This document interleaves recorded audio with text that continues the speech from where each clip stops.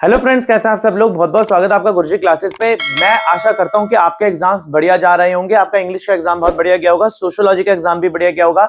जितने क्वेश्चंस मैंने आपको अपनी वीडियो में कराए थे लाइव वीडियो के अंदर वन शॉट में, वो सारे ही क्वेश्चन आपके एग्जाम में देखने को मिले।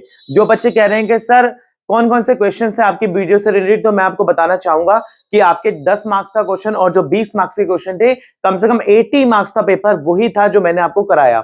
20 नंबर के 3 क्वेश्चन वही थे जो मेरी वीडियो के अंदर थे, और 10-10 नंबर के 2 क्वेश्चन वही थे जो मेरी वीडियो के अंदर थे। तो यानी कि आपको आज इसी तरीके से economics BA LLB first semester 5 years program में इकोनॉमिक्स वन शॉट लेके आ गया हूं मैं। बट ये पार्ट 1 की वीडियो है। यहां पर पार्ट 1 इसलिए है क्योंकि बेटा सारे क्वेश्चंस एक वीडियो के अंदर कराना बड़ा मुश्किल हो जाता है। सारे क्वेश्चन, ये पार्ट 1 है आपका, पार्ट 1। पार्ट 2 भी इसी के साथ ही आएगा क्योंकि इस वीडियो के अंदर 26 क्वेश्चंस हैं और 26 क्वेश्चन मैं आपको कराऊंगा। पहले आप क्या करो, प्रिपरेशन किस तरीके से करनी है इकोनॉमिक्स एग्जाम की सीख लो, आंसर को किस तरीके से लिखना है इकोनॉमिक्स एग्जाम की सीख लो, क्योंकि इकोनॉमिक एक आपका टफ सब्जेक्ट है और इकोनॉमिक्स आपके सेकंड ईयर में भी सेकंड सेमेस्टर में भी आने वाला है और उसमें भी बहुत ज्यादा टॉपिक्स हैं। तो आपको किस तरीके से इकोनॉमिक्स को पढ़ना है, इकोनॉमिक्स जिन बच्चों ने अब तक बिल्कुल भी नहीं पढ़ी है, पता ही नहीं कि बुक्स कौन सी लेनी थी, कैसे लेनी थी, कितना पढ़ना था बुक से, कौन कौन से क्वेश्चन को पढ़ा जाए, कौन कौन से क्वेश्चन को छोड़े जाए, अब आप इस वीडियो पे विश्वास रखो। इस वीडियो के 26 क्वेश्चन और अगली वीडियो के जितने भी क्वेश्चन आएंगे उनको प्रिपेयर कर लो, मोर देन इनफ है, और एग्जाम देने चले जाओ। आपका पेपर बहुत बढ़िया जाएगा।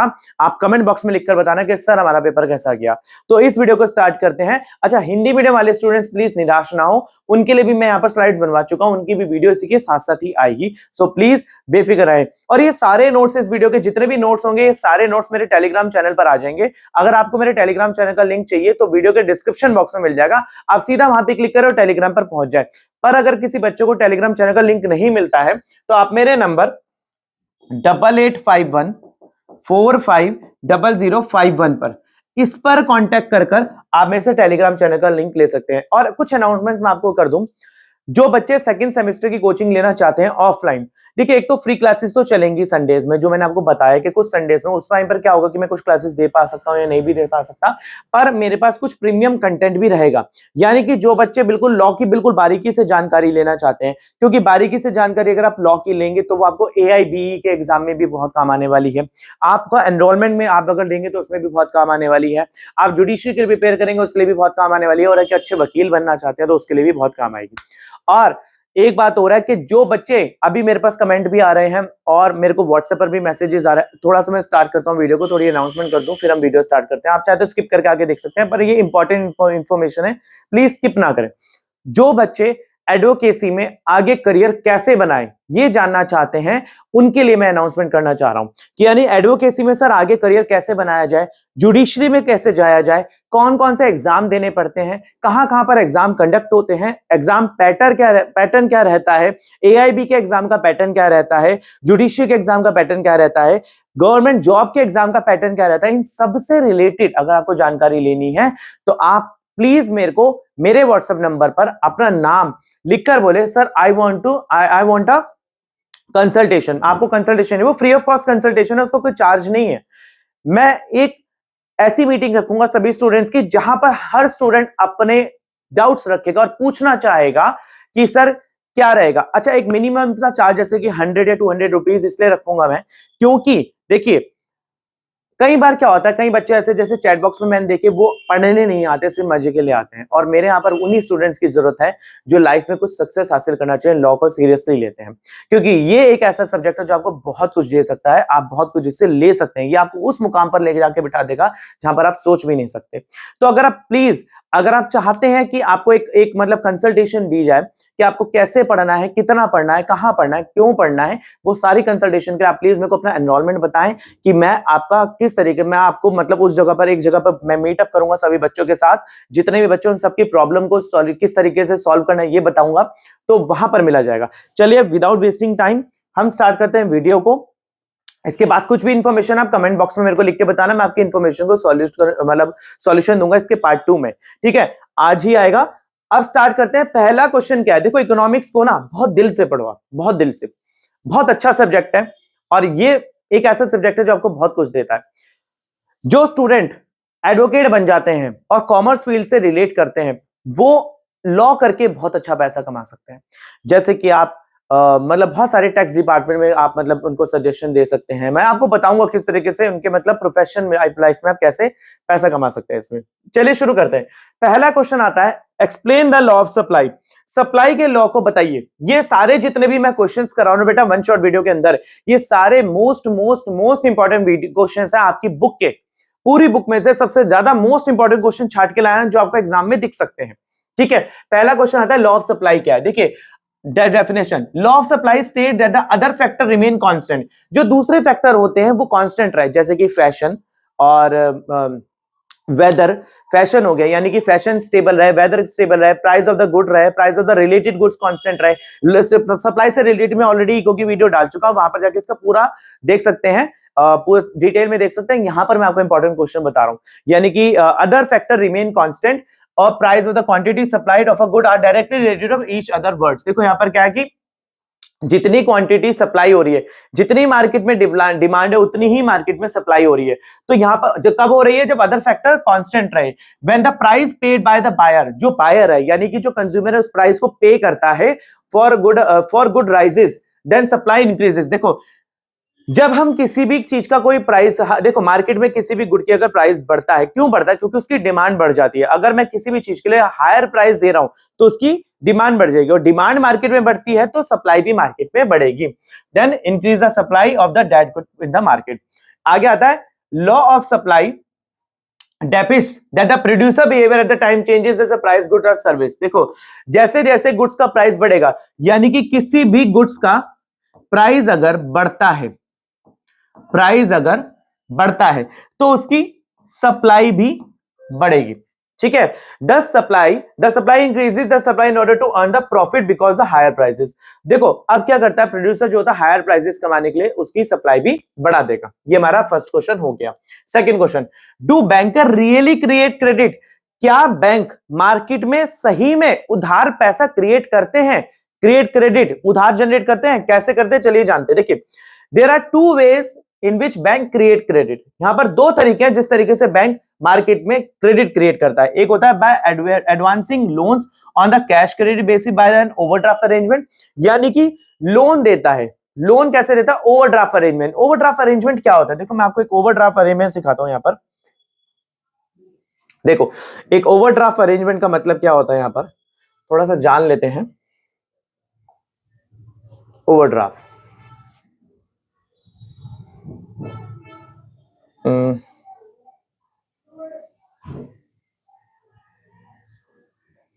देखो ओवरड्राफ्ट अरेंजमेंट क्या होता है। सपोज करो ये मिस्टर एक्स है, इसकी मार्केट में बहुत वैल्यू है। ठीक है, बहुत वैल्यू, मार्केट में बहुत वैल्यू है। ठीक है, अब ये बैंक है, बैंक भी जानता है कि मिस्टर एक्स की मार्केट में बहुत वैल्यू है। ठीक है, अब ये बैंक के पास जाता है और बोलता है कि भैया अगर मैं वाई को चेक देता हूं तो तुम, देखो इसको एक्स लेते हैं, इसने एक्स ने क्या करा, वाई को चेक काट के दिया 2 लाख रुपए का। ठीक है, और इसके बैंक में पैसा पड़ा था 1 लाख रुपए। अब इसने चेक तो काट के दे दिया तैश तैश में, के लो भाई 2 लाख का चेक ले लो। अब वाई ने क्या करा, जब ये बैंक में चेक डाला 2 लाख का तो इसका चेक हो गया बाउंस, इसका चेक हो गया बाउंस। अब ये इसने बोला भैया लो तुम अपना चेक वापस लो, और तुम्हारा चेक बाउंस हो गया, तुम तो खोखले आदमी हो। अब ये एक्स गया बैंक के पास, इसने बोला भैया आपने मेरी बेइज्जती करवा दी, मार्केट में मेरी इज्जत थी, आपने इतनी इंसल्ट करवा दी। तो बैंक ने बोला एक काम करो आप ओवरड्राफ्ट फैसिलिटी ले लो हमारे बैंक की। कौन सी फैसिलिटी ले लो? ओवरड्राफ्ट। जो कॉमर्स के स्टूडेंट होंगे अकाउंट्स के, उनको ये पता होगा कि क्या होता है, क्योंकि मैं अकाउंट्स भी पढ़ाता हूं, तो जो कॉमर्स के हैं उनको ये पता होना चाहिए कि अकाउंट्स में ओवरड्राफ्ट क्या होता है। तो इन्होंने बोला ओवरड्राफ्ट फैसिलिटी ले लो। इसने बोला भैया ओवरड्राफ्ट फैसिलिटी क्या होता है? इन्होंने बोला ठीक है आप हमारे से 5 लाख तक की ओवरड्राफ्ट फैसिलिटी ले लो, आप बेफिक्र होके 2 लाख का चेक काटो, 2.5 लाख का चेक काटो, किसी को भी दो, आप बेफिक्र होकर काटो। आपको हम एक टाइम पीरियड दे देते हैं कि 1 महीने बाद आपको वो पैसा रिटर्न नहीं करना है हमें। तो इसने क्या करा, एक्स ने वाई को बोला तू 2 लाख की क्या बात करता है, ये ले 3 लाख का चेक। मार्क पैसा इसके बैंक में कितना पड़ा था? 1 लाख। इसने 3 लाख का चेक काट दिया। अब 5 लाख की फैसिलिटी थी, 2 लाख रुपए के ऊपर अब बैंक लेगा इससे इंटरेस्ट।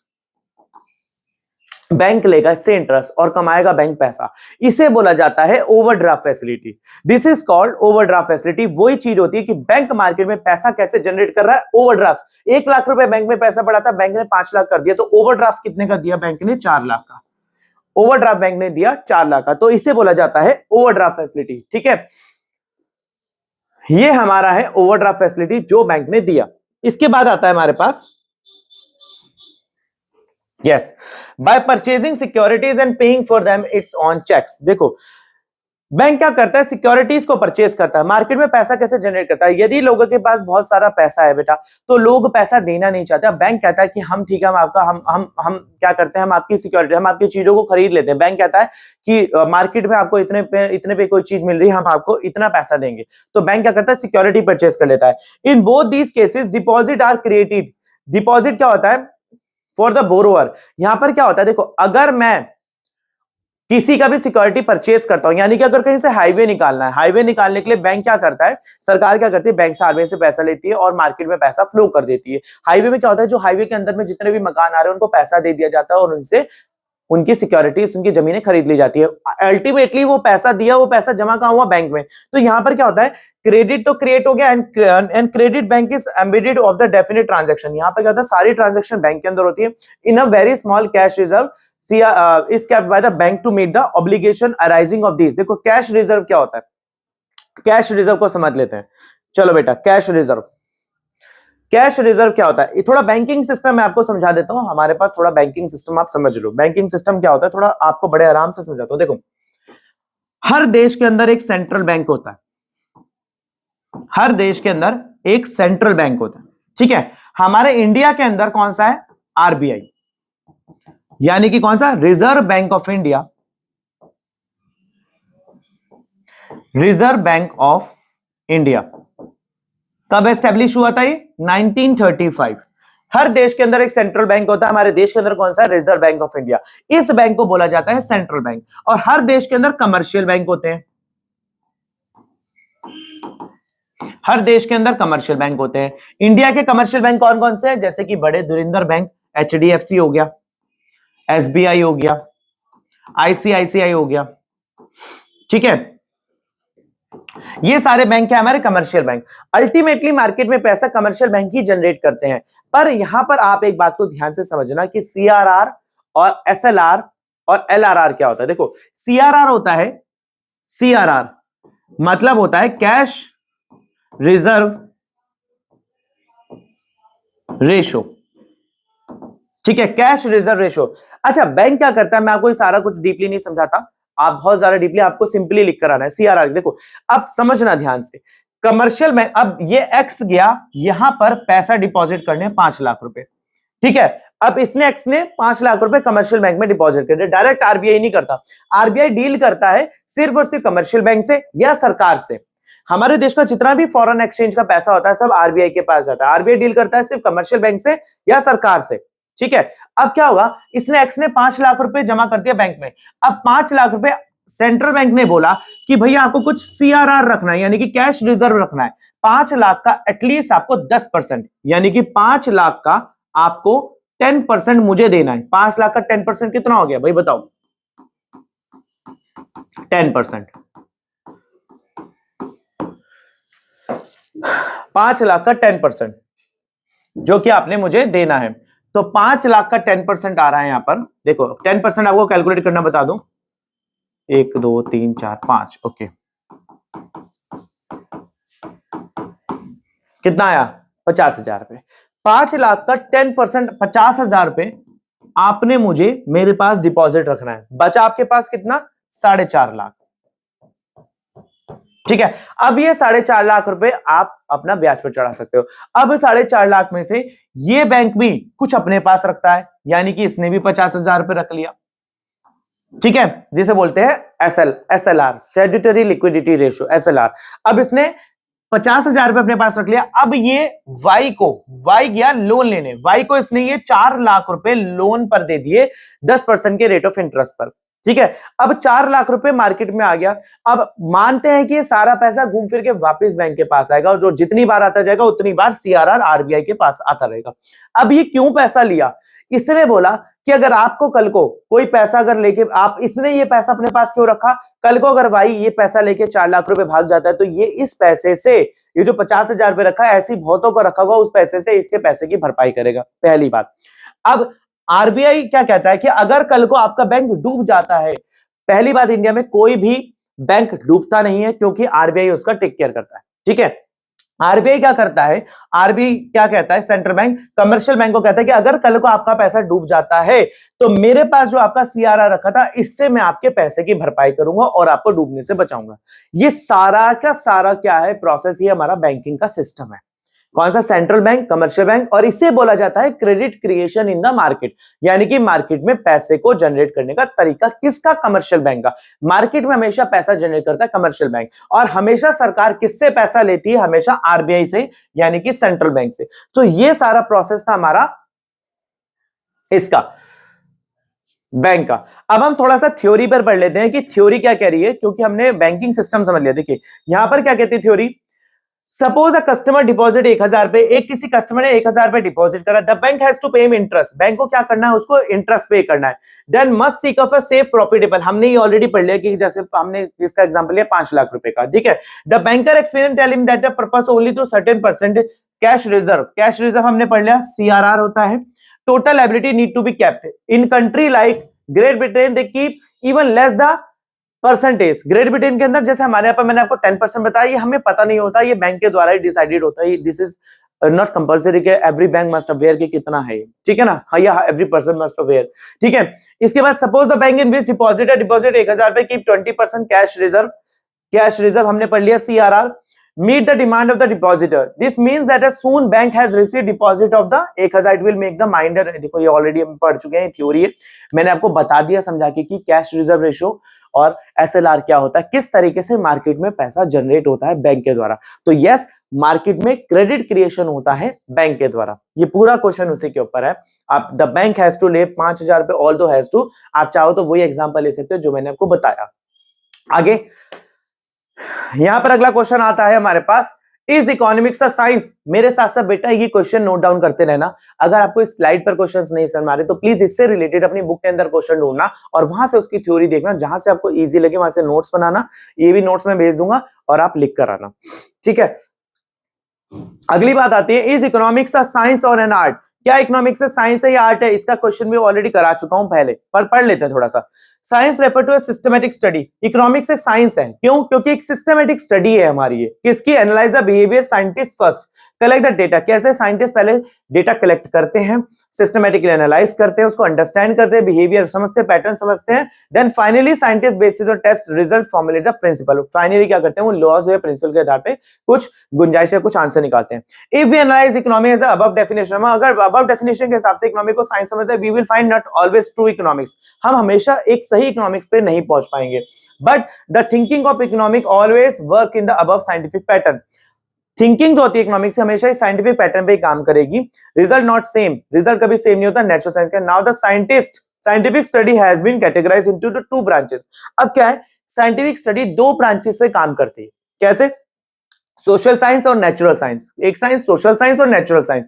कैसे? सुनो भाई, economy is the study of a social science, therefore categorise social science. Social science अगर हम स्टडी करें तो इकोनॉमिक्स दो तरीके से होती है, एक पॉजिटिव इकोनॉमी, एक नॉर्मेटिव इकोनॉमी। पॉजिटिव इकोनॉमी और नॉर्मेटिव क्या होती है? देखो, पॉजिटिव इकोनॉमी होती है science means which is true and testable like laws testable. Positive economy होती है जो ट्रू होती है। मैं आपको सिंपल लैंग्वेज में समझाता हूं पॉजिटिव इकोनॉमी क्या कहती है। पॉजिटिव इकोनॉमी कहती है what it is, India has a population of more than 2 crore. Bharat की 2 करोड़ से ज्यादा जनसंख्या है, पॉजिटिव इकोनॉमी का पार्ट है। अब देखो 2 करोड़ की जनसंख्या, हम तो इसको कुछ कर ही नहीं सकते ना। India should control the population, ठीक है, ये ठीक है पॉजिटिव इकोनॉमी। इंडिया अब India should control the, sorry, India की 2 करोड़ जनसंख्या है, ये है पॉजिटिव इकोनॉमी। और India should control the population, तो ये क्या है? Normative economy. पहली सिचुएशन में पॉजिटिव में हम बता रहे हैं कि क्या कंडीशन होनी, क्या कंडीशन है इस टाइम पर। नॉर्मेटिव इकोनॉमी में हम बताते हैं कि क्या कंडीशन होनी चाहिए। ठीक है, पॉजिटिव इकोनॉमी इस टाइम पर क्या कंडीशन है, नॉर्मेटिव इकोनॉमी कि क्या कंडीशन होनी चाहिए। कैसे, देखो, positive science means which is true and testable, जिसको ट्रू है उसको टेस्ट कर सकते हैं। माइक्रो इकोनॉमिक, माइक्रो इकोनॉमिक्स का मतलब क्या होता है? माइक्रो इकोनॉमिक्स का मतलब होता है एक व्यक्ति की इकोनॉमी, अर्थव्यवस्था एक व्यक्ति की, जैसे कि कंज्यूमर और प्रोड्यूसर। कंज्यूमर यानी कि जो खरीदता है, प्रोड्यूसर यानी कि जो सामान बनाता है और जो सेल करता है। कंज्यूमर की यानी कि एक व्यक्ति की बात चल रही है, इंडिविजुअल की बात चल रही है, मार्केट की बात नहीं चल रही है। माइक्रो मतलब एक व्यक्ति का, मैक्रो मतलब सबका, एज अ होल, कंट्री का पूरा।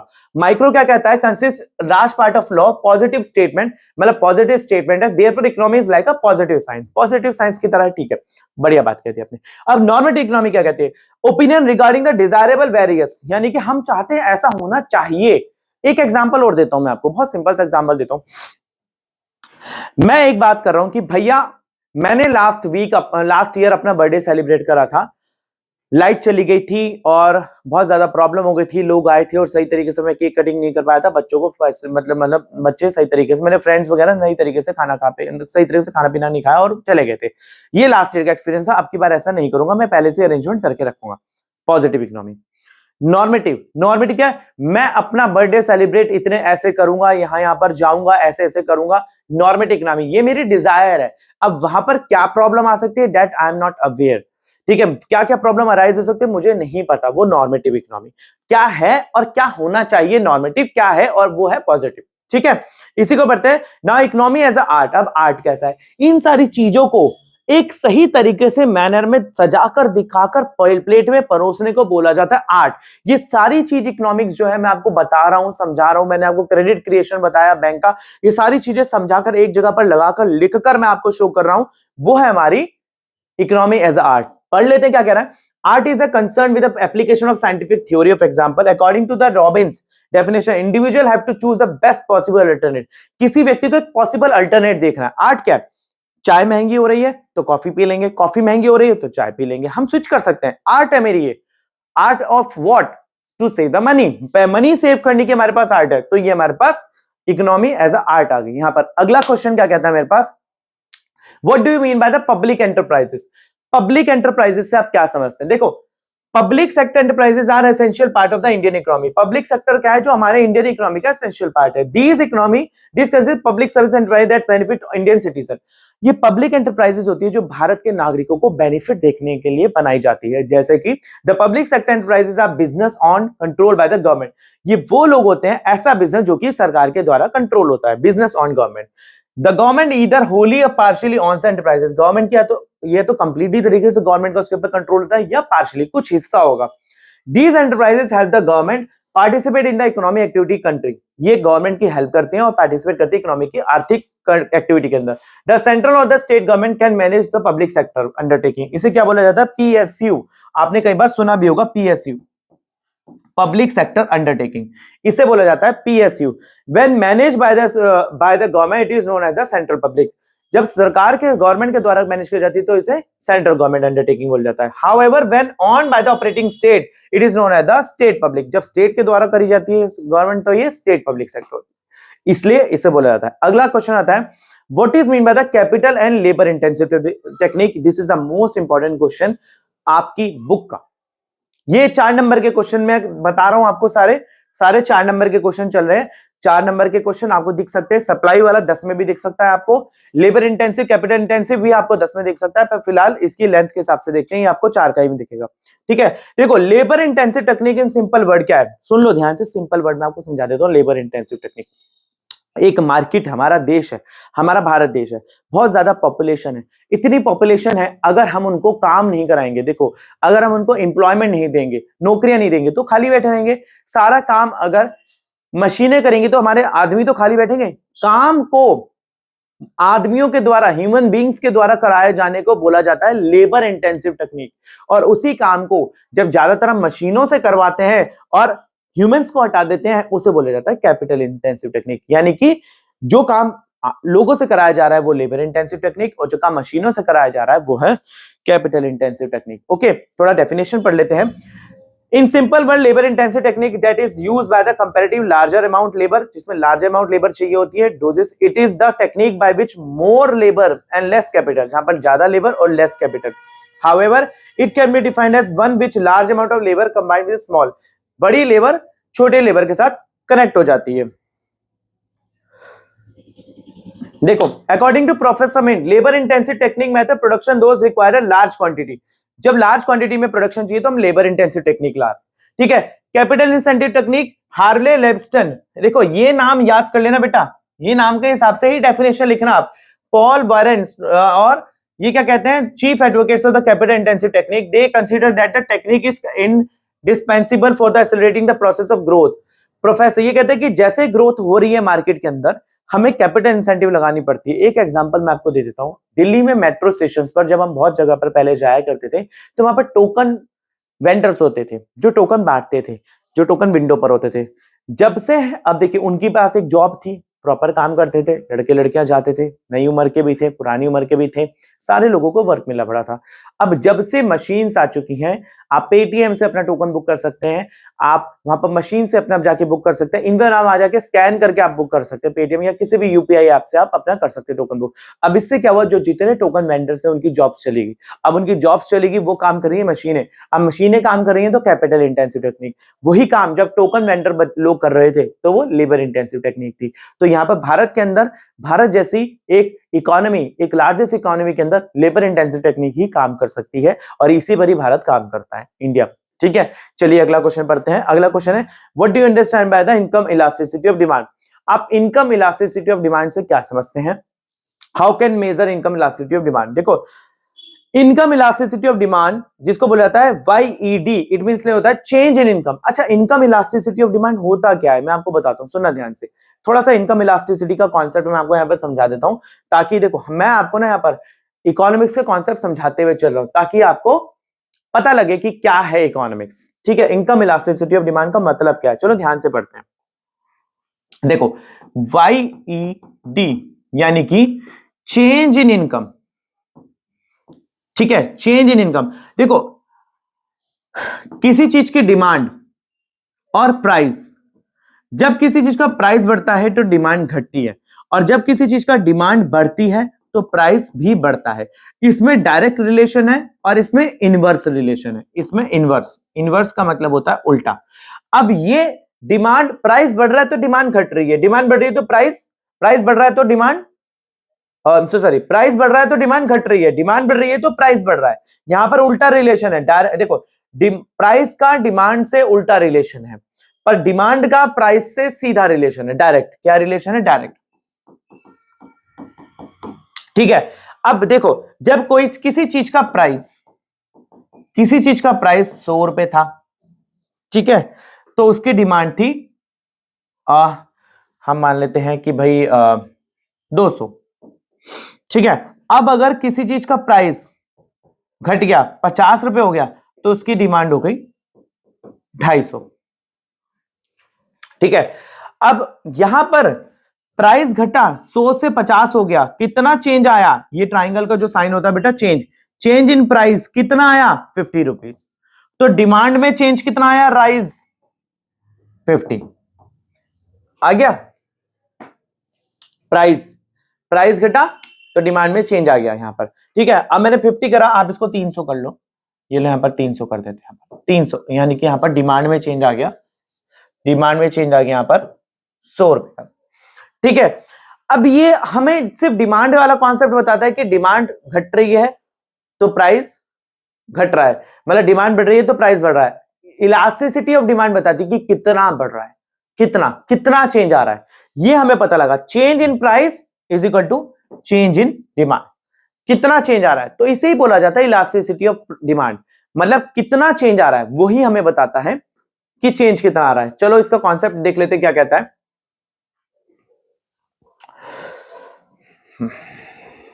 देखो, income elasticity demand is refer to the corresponding change in the demand of a product is response to change in consumer income।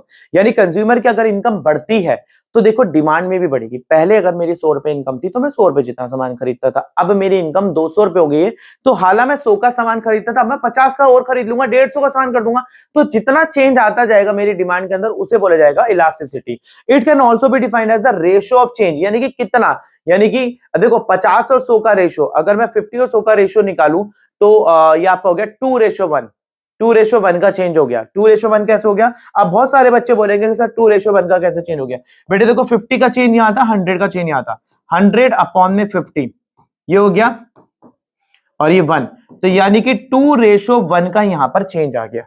कितना चेंज आ गया? 2:1। तो इसे बोला जाएगा इलास्टिसिटी। ये तो बोला यहाँ पर ये बोला product respond to change and consumer it can also be in the ratio. हमने रेशो में भी इसको कैलकुलेट कर सकते हैं। आगे, a higher income elastic that consumer income rises. जितनी कंज्यूमर की इनकम बढ़ेगी उतना ही वो हायर प्राइजेस पे करने के लिए रेडी होगा। Similarly when the drop of income, similarly उसी अगर इनकम गिरेगी तो उतना ही उसकी पावर, परचेजिंग पावर भी गिर जाएगी। When income elasticity demand the change in the consumer income has relative effect the demand of the product. देखो अगर थोड़ी सी इनकम मेरी चेंज होती है, यानी कि सपोज करो अगर यहां से मुझे 2 किलोमीटर तक जाने के लिए 20 रुपए का किराया पे करना पड़ता है, मेरी अगर इनकम 1000 रुपए है, सपोज कर रहे हैं 10,000 रुपए है, 10,000 से मेरी इनकम अगर 9,500 हो जाए, 50-500 रुपए घट जाए, तो ऐसा तो है नहीं मैं 20 रुपए का किराया पे नहीं करूंगा और जाऊंगा नहीं, जाऊंगा बिल्कुल। तो उसमें क्या है कि थोड़ी सी इनकम गिरने पर जब कोई चेंज नहीं आता तो इसे भी इनकम इलास्टिसिटी डिमांड कहते हैं। Income elasticity demand is useful measure सरकार के लिए, बिजनेस के लिए डिटरमाइन करने के लिए, ठीक है ना। Type of goods to product the impact of the change in income, कितना इनकम के अंदर चेंज आ रहा है और कितना डिमांड में चेंज आ रहा है, ये हमारा था। क्वेश्चन नंबर 7 क्या कहता है? What are the main problem of the small scale industry in India? Important question है। छोटे छोटे जो लघु उद्योग होते हैं उनकी इंपॉर्टेंस क्या है भारत के अंदर, उसकी बात चलेगी। देखो, importance of small scale industry in India economic cottage. Small scale industries have an importance role in the solving many industry. India, देखो भारत जैसे एक बड़ी अर्थव्यवस्था के अंदर छोटे छोटे उद्योगों का होना बहुत जरूरी है। कैसे?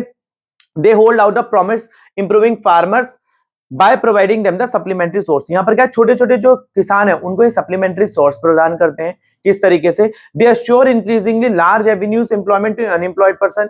यहां पर क्या होता है, जो छोटे आप देखो, एक जो अनएम्प्लॉयड है छोटे शहर के अंदर, यदि कोई व्यक्ति अनएम्प्लॉयड है तो वो जाने के लिए अगर बड़े शहर में नहीं कैपेसिटी रखता है, उसका परिवार ऐसा जो छोड़ के नहीं जा सकता, तो वो छोटी स्मॉल स्केल इंडस्ट्री में जॉब करके अपना घर का गुजर बसर कर सकता है। तो स्मॉल स्केल इंडस्ट्री भारत के अंदर बहुत इंपॉर्टेंट है। Similarly The government of India would stress of the role of cottage and village. Cottage and village क्या होता है? छोटी छोटी जगह पर छोटी छोटी इंडस्ट्रीज का काम। Industries developing the national economy, ये क्या होती है? हमारी नेशनल इकोनॉमी को डेवलप करेगी। In relation to the some problem, देखो यहां पर क्या है, in relation to some of the problem the need to the urgent solution. कई बार क्या होता है, अर्जेंट सॉल्यूशन निकालना होता है। बड़ी जगह पर तो बड़े हर हर हर स्टेप से गुजर के जाना होता है, छोटी इंडस्ट्री में इतने सारे स्टेप्स नहीं होते। They offer some distinct advantage, they provide immediate large scale employment. ये क्या होता है? एकदम से लार्ज स्केल इंप्लॉयमेंट प्रोवाइड करते हैं। Method of ensuring the equitable distribution, यानी कि डिस्ट्रीब्यूशन इक्विटेबल होगी।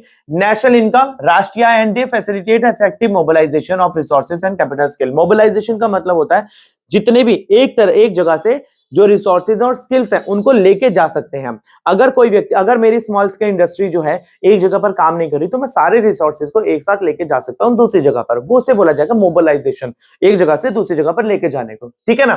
सम of the problem of the unplanned urbanization tends to create the will avoided by the establishment of small scale industry. Industrial production will over the country. यहाँ पर unplanned मतलब होता है urbanization। बड़े जगह शहरों में अगर हम काम करने जा रहे हैं तो हम छोटे शहरों का भी ख्याल रख सकते हैं, छोटे शहरों में भी हम छोटी छोटी स्मॉल स्केल इंडस्ट्री लगा सकते हैं। आगे बात करते हैं, development of cottage and small scale industry. ये 10 नंबर का क्वेश्चन है बेटा, 10 नंबर का question. Industries is advocate in India, किस तरीके से करती है, किस ग्राउंड पर? लार्जर इंप्लॉयमेंट अपॉर्चुनिटी, ज्यादा इंप्लॉयमेंट बोलती है, ज्यादातर रोजगार होता है स्मॉल स्केल इंडस्ट्री के अंदर, लोगों को ज्यादातर रोजगार मिलेगा। आगे आता है economy is the use of capital. The Indian economy is characterized by the relative abundance of the labor and acute scarcity of capital. कई बार क्या होता है भारत की देश के अंदर बहुत ज्यादा स्कार्सिटी है। स्कार्सिटी का मतलब होता है कमी। मेरे पास कैपिटल की कमी है, इतनी पूंजी की कमी है कि मैं बड़े लेवल पे नहीं खोल सकता, तो मैं छोटे लेवल पे अपने छोटे से एक ग्रुप के साथ अपनी छोटी भी स्मॉल स्केल इंडस्ट्री को ओपन कर सकता हूं। तो यहां पर क्या होता है, जिससे हमारे देश का डेवलपमेंट होगा। आगे आता है भैया question number 8। Question number 8, what are the causes of population increase in India? चलो, भारत में जनसंख्या वृद्धि के क्या क्या कारण है, उसके वो reason. Causes of population, decrease in death rate. यहां पर क्या होता है, भारत देश के अंदर डिक्रीज इन डेथ रेट, लोग का डेथ रेट जो है वो कम है। अगला, illiteracy prevalent major parts of the area. Illiteracy का मतलब अनपढ़ता, भारत के अंदर अनपढ़ता बहुत ज्यादा फैलती जा रही है। Childrens are good for blessing, माना जाता है कि बच्चे जो हैं भगवान के रूप में हैं, तो जितने हों उतने अच्छे हैं, तो ये इलिटरेसी ही तो है। ये People of India follow the different religion which some of the do not advocate the concept of the family planning. Bharat के अंदर बहुत सारे रिलीजन ऐसे हैं जो कि फैमिली प्लानिंग को एडवोकेट नहीं करते, ठीक है। As most of the families are rural area are below than the poverty line, बहुत ज्यादा जो फैमिलीज है हमारी पॉवर्टी लाइन से नीचे रह रही है, गांव शहर या स्थानीय शासन में, जो सोचते हैं कि family will increase the source, जो अगर फैमिली बढ़ेगी तो उनका इनकम का सोर्स भी बढ़ेगा। Decrease in infant morality rate due to the improve medical facilities. अब यहां पर क्या होता है बेटा, इन्फेंट मोरालिटी रेट की अगर मैं बात करूं, इन्फेंट मोरालिटी रेट का मतलब होता है जो 2 साल से कम उम्र के बच्चे होते हैं उन्हें इन्फेंट बोला जाता है, और मेडिकल फैसिलिटी इतनी अच्छी हो गई कि वो उनकी मृत्यु दर बहुत कम हो गई तो भी पॉपुलेशन बढ़ती है। आगे, many of the Indian families are superstitious fact that children are sign of the prosperity. बहुत सारे इंडियन फैमिलीज अंधविश्वास में होते हैं कि जो बच्चे होते हैं अगर हम इनको फैमिली प्लानिंग के थ्रू अगर नहीं रखते तो हम कोई भी कुछ भी गलत हो सकता है। अगला point, Indian family believe that a male child representative, एक लड़के की चाह में बहुत ज्यादा लड़कियां लोग फैमिली करते रहते हैं जिससे एक लड़का हो जाए, मतलब कई बार आज 6-7 लड़कियों के बाद एक लड़का होता है, और कई बार तो ऐसा मैंने देखा अपनी लाइफ में कि वही लड़का आगे जाके सक्सेसफुल नहीं पाता, और जो 7 से 6-7 लड़कियां थी उनकी भी लाइफ इसी तरीके से पॉवर्टी की वजह से रह जाती है। ऐसे बहुत सारे एग्जांपल मैंने भी आपने भी देखे होंगे, ठीक है। Industrialisation or growth of the opportunity in urban area have increase the urban population. यहाँ पर क्या होता है, ज्यादा लेबर रखने के चक्कर में भी इंडस्ट्रियलाइजेशन, औद्योगिकरण हो गया। Average life span of people has increased due to control of epidemics by the immunisation programme. लोगों की इम्यूनिटी पावर बढ़ा चुकी है एपिडेमिक्स की वजह से, जितने भी एपिडेमिक्स आए थे, जिससे क्या होता है कि उनका एवरेज क्या उनका जो इम्यूनिटी पावर है बढ़ चुकी है। तो ये 10 के 10 है causes of population increase in India. बहुत इंपॉर्टेंट क्वेश्चन है, आप इसको please please please note down कर लेना, मैं नोट्स भी ग्रुप में भेजूंगा, प्लीज मुझे बताना है कि क्या है। अच्छा, एक बात और है बच्चों, अगर आप पढ़ रहे हो तो मैं आपको ये बता दूं कि सेकंड सेमेस्टर की क्लासेस मैं फरवरी से ही स्टार्ट कर दूंगा। सेकंड सेमेस्टर की क्लासेस आप लेना शुरू कर देना, क्योंकि इसके रिजल्ट के चक्कर में मत बैठना, इसका रिजल्ट 2 महीने बाद ही आएगा आपका, ठीक है। फरवरी मार्च, अगर आप मार्च तक रिजल्ट के बाद सोचोगे कि रिजल्ट के बाद तैयारी करेंगे तो आप बहुत गलत फहमी में हो। अप्रैल मई 2 महीने के अंदर सेकंड सेमेस्टर की तैयारी नहीं होने वाली है, बहुत टफ कोर्स है सेकंड सेमेस्टर का। प्लीज प्लीज प्लीज आप फरवरी से ही कोशिश करना कि क्लासेस लगाएं, और कोशिश करना कि आप ऑफलाइन भी मेरे साथ क्लासेस लगाएं। हाँ, अगर आपको प्रीमियम कंटेंट चाहिए, आपको बहुत डीपली, देखो मेरे जो यूट्यूब के लेक्चर्स होते हैं वो आपको नॉर्मल मिल रहे हैं, लेक्चर्स मिल रहे हैं, अगर आपको और इसका प्रीमियम कंटेंट चाहिए, आपको प्रीमियरली पढ़ना है, आपको पर्सनली पढ़ना है, तो उसके लिए मैं ना के बराबर फीस के लिए आपको रखूंगा। फ्री क्लासेस भी रहेंगे ऐसा नहीं है, पर मैं उसमें क्या है कि आपको एक कुछ डेली वेजेस पे क्लासेस होंगे, और भी कुछ बहुत सारे ऐसे प्रोग्राम्स है जो मेरे पास है, जो मैं आपको ऑफर कर सकता हूं, वो भी आपके पास रहेंगे, पर ना के बराबर रहेंगी फीसेस उनकी, आप बेफिक्र रहें, वो भी कोशिश रहेंगी। पर मेरा जो एक मेन एम है वो लोगों को सही तरीके से इंफॉर्मेशन देना, एक सही गाइड करना। हर बच्चा नहीं पे कर सकता, आप बेफिक्र रहिए, I am there for you always. Okay, चलिए आगे बढ़ते हैं। अगला क्वेश्चन क्या है, explain the various forms of bank. भारत के अंदर कितने तरीके के बैंक होते हैं उनकी बात करिए। देखिए, bankers are the financial institution. भारत के अंदर एक बैंकर एक फाइनेंशियल इंस्टीट्यूशन है जो कि पैसा उधारी पर देता है। There are various type of bank in India, each responsible for the performing different function. हर बहुत सारे तरीके के यहाँ पर भारत देश के अंदर बैंक है, जो कि हर बैंक का अपना एक अलग फंक्शन होता है। बैंकर्स कितने तरीके के? सेंट्रल बैंक, भारत देश के अंदर सेंट्रल बैंक कौन सा है? आरबीआई। आरबीआई 1935 1935 क्यों लिख रहे हो सर? ये 1935 में ही बना था। इसका एक्ट कब पास हुआ था? इसका एक्ट पास हुआ था 1934 में। एक्ट पास हुआ था 1934 में और आरबीआई बना था 1935 में। कोऑपरेटिव बैंक, कोऑपरेटिव बैंक्स होते हैं जो छोटे छोटे, मतलब कुछ लोग मिलकर एक छोटा सा बैंक खोल लेते हैं किसमें? प्रॉफिट अर्निंग के लिए, वो कोऑपरेटिव बैंक है, ठीक है। इसके बाद आता है कमर्शियल बैंक। कमर्शियल बैंक क्या है हमारे? जैसे कि जो प्रॉफिट अर्निंग करते हैं, जैसे कि मार्केट के अंदर पैसा जनरेट करते हैं, आरबीआई डायरेक्ट इनके कंट्रोल में होता है, जैसे कि एचडीएफसी बैंक या आईसीआईसी, ठीक है। रीजनल रूरल बैंक, ये रीजनल रूरल बैंक किस लिए होते हैं कि छोटे छोटे गांव, शहर के गांव और छोटे छोटे गांव के अंदर ऐसे सरकार ऐसे बैंक खोलता है जो कि सीधा फार्मर्स के कांटेक्ट में होते हैं। कई फार्मर्स क्या करते हैं, उधार अपने जमींदारों से ले लेते हैं ज्यादा ब्याज भट्टे पर, तो उनको बहुत लॉस हो जाता है, अपना इतना कमाता नहीं जिससे ज्यादा तो ब्याज देते हैं। तो रूरल बैंक सरकार ने खोल रखे हैं छोटे क्षेत्रों में कम ब्याज पर। जैसे कि एक मैं आपको एग्जांपल बता देता हूं, ये है नाबार्ड, ठीक है। नाबार्ड एक एग्जांपल है रूरल बैंक का। इसके बाद आता है लोकल एरिया बैंक, जो हमारे पास लोकल एरिया आपको दिख जाएंगे विंडोज बहुत सारी। स्पेशलाइज बैंक, स्पेशलाइज बैंक जैसे कुछ ही क्षेत्रों में काम करते हैं, जैसे कि हाउसिंग लोन के अंदर या बिजनेस लोन के अंदर, इस तरीके से, ठीक है। स्मॉल फाइनेंस बैंक यानी कि छोटे छोटे जिनका रेशो कुछ परसेंट से कम होता है, स्मॉल फाइनेंस इनसे कम होता है कमर्शियल बैंक से, ठीक है। और पेमेंट बैंक आपको बताइए, जैसे हमारे यूपीआई वगैरह के बैंक जो होते हैं ये हमारे स्मॉल स्केल बैंक से। आप चाहो तो इनको एक्सप्लेन थोड़ा हर पॉइंट को कर दोगे। यहाँ पर 1 2 3 4 5 6 7 8 बैंक है, इजिली आपको हो जाएगा यहाँ पर, ठीक है। आगे पढ़ते हैं यहाँ पर, define consumer surplus, explain the practical difficulties in the measurement of the consumer surplus. Consumer surplus क्या होता है और प्रैक्टिकल डिफिकल्टीज क्या है कंज्यूमर सरप्लस को करने में। कंज्यूमर सरप्लस क्या है पहले इसको जान लेते हैं। Consumer surplus, Alfred Marshall British economist कहता है, consumer surplus follows excess the price that consumer would be willing to pay rather than without a commodity over. वो अमाउंट जो ज्यादा होने के बावजूद भी मैं पे करने के लिए रेडी हूं उसे बोला जाता है कंज्यूमर सरप्लस। वो अमाउंट जो ज्यादा होने के बावजूद भी मैं पे करने के लिए रेडी हूं उसे बोला जाएगा कंज्यूमर सरप्लस, ठीक है। आगे पढ़ लेते हैं इसके बारे में और, हेंस कंज्यूमर सरप्लस किसके बराबर होता है, the price is ready to pay minus the price actually pay. देखो सपोज करो अगर मैं किसी कार के लिए 5 लाख रुपए पे करने तक का रेडी हूं, ठीक है, और उस कार का एक्चुअली प्राइस 4,75,000 रुपए था, पर वो कार मुझे इतनी पसंद थी कि मैं उसके लिए 4-5 लाख रुपए तक पे करने को रेडी था। तो जो प्राइस मैं रेडी हूं पे करने के लिए और जो प्राइस मैं एक्चुअली पे कर रहा हूं उनके बीच का डिफरेंस जो होगा वो मेरा कंज्यूमर सरप्लस है, 25,000। ये क्या है मेरा consumer surplus, okay. Further the consumer surplus is in equilibrium when the marginal utility is equal to the price. देखो मार्जिनल यूटिलिटी क्या होता है, अब मार्जिनल यूटिलिटी जितनी हर एडिशनल क्वांटिटी, मार्जिनल यूटिलिटी क्या होता है एडिशनल क्वांटिटी, मतलब कि अगर सपोज करो 5 रुपए पर मैं 10 चीज खरीदता हूं, 10 रुपए पर मैं 20 चीज खरीदता हूं, नहीं 5 रुपए पर 10 रुपए में 5 चीज खरीदता हूं, 5 रुपए पर मैं 10 चीज खरीदता हूं, तो जितनी मैं एडिशनल क्वांटिटी पे कर रहा हूं यानी कि 5 की, ये मेरी मार्जिनल यूटिलिटी है। जितनी एडिशनल क्वांटिटी बढ़ती जा रही है marginal utility, that he purchases those number of units good at which the marginal utility equal to the price, ठीक है। अब आप देखो ये 5 रुपए प्राइस बढ़ा और 5 रुपए ही मेरी यूटिलिटी बढ़ गई, तो जब प्राइस बराबर है एमयू के यानी कि मार्जिनल यूटिलिटी के, तो उसे बोला जाएगा कंज्यूमर इक्विलिब्रियम। क्या बोला जाता है कंज्यूमर इक्विलिब्रियम। या इस बात को ऐसे भी कर दे, जब डिमांड सप्लाई के बराबर हो गई बिल्कुल, तो उसे भी बोला जाएगा कंज्यूमर इक्विलिब्रियम, ठीक है ना। आगे बात करते हैं यहां पर, now the price fix already hence the get surplus even margin utility. Difficulties यहां पर, it is difficult to measure the marginal utility different units. देखो जरूरी नहीं है कि मैं हर चीज के लिए उतना ही पे करूं या उतनी ही मार्जिनल यूटिलिटी है।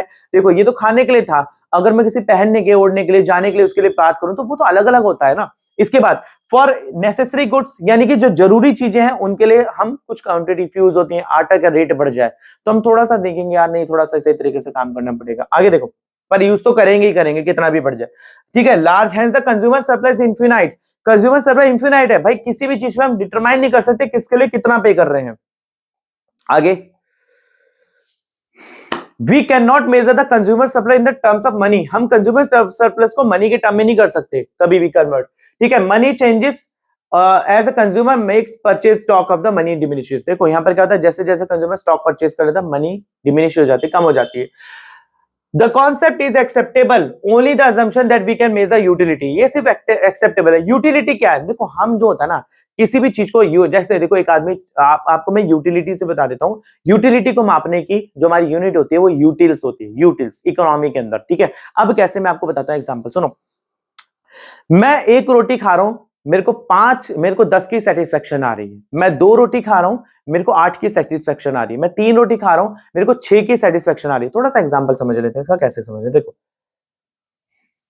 मैं 1 रोटी खा रहा हूं मेरे को सेटिस्फेक्शन 10 आ रही है, मैं 2 रोटी खा रहा हूं मेरे को सेटिस्फेक्शन 8 आ रही है, मैं 3 रोटी खा रहा हूं मेरे को सेटिस्फेक्शन 6 आ रही है, मैं 4 रोटी खा रहा हूं मेरे को सेटिस्फेक्शन कितनी आ रही है 4, मैं 5 रोटी खा रहा हूं मेरे को सेटिस्फेक्शन 2 आ रही है, ठीक है। मैं 6 रोटी खा रहा हूं अब सेटिस्फेक्शन ही नहीं हो रही, ठीक है। जितनी जितनी यूनिट बढ़ती जा रही है, जैसे जैसे यूनिट बढ़ती जा रही है मेरी सेटिस्फेक्शन का लेवल डाउन होता जा रहा है। अब क्या है, अब इनके हर ईच सक्सेसिव यूनिट से जो यूटिलिटी मेरी आ रही है सक्सेस से, देखो यहां से कितना हो गया 10 से 2, अब कितनी आई जितनी सक्सेसिव दो दो का आ गया, तो यानी कि देखो मैं आपको बताता हूं सेटिस्फेक्शन को अगर मैं इस तरीके से भी ले लूं कि बढ़ती चली जा रही है, चलो आप इसको इस तरीके से ले लिया, आप इसको उल्टा करके देख लो, उल्टा कर लेते हैं। चलो मैं एक रोटी खा रहा हूं, मुझे 10 की सेटिस्फेक्शन आ रही है, मैं 2 रोटी खा रहा हूं, मेरे को 16 की सेटिस्फेक्शन आ रही है, मैं 3 रोटी खा रहा हूं, मेरे को 24 की सेटिस्फेक्शन आ रही है। ठीक है, अब मैं 24 नहीं 20 ले लेते हैं। मैं 4 रोटी खा रहा हूं, मेरे को आ रही है 22 25 की सेटिस्फेक्शन। अब देखो आप यहां पर अब कितनी बढ़ रही है सक्सेसिव, एक जैसे बढ़ रही है, यहां पर कितनी बढ़ रही है 1 1 के बढ़ने से 10 से कितनी हो रही है 16 6। अब यहां से 16 से कितनी हो रही है 4, कितनी बढ़ रही है, अब 20 से कितनी हो रही है, अब यहां पर हो जाएगी मेरी 3 3।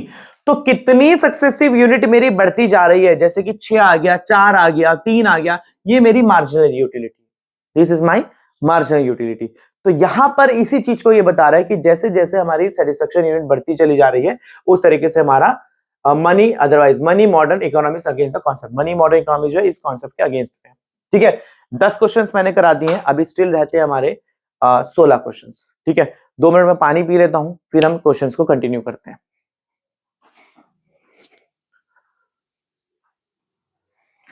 तो चलिए शुरू करते हैं question number 11, discuss the partial condition of general optimum.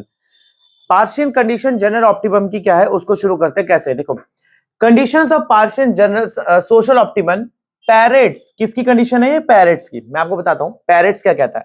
Pareto's कहता है manual of political economy 1906 represent a deceive watershed in the history of the subjective welfare economy.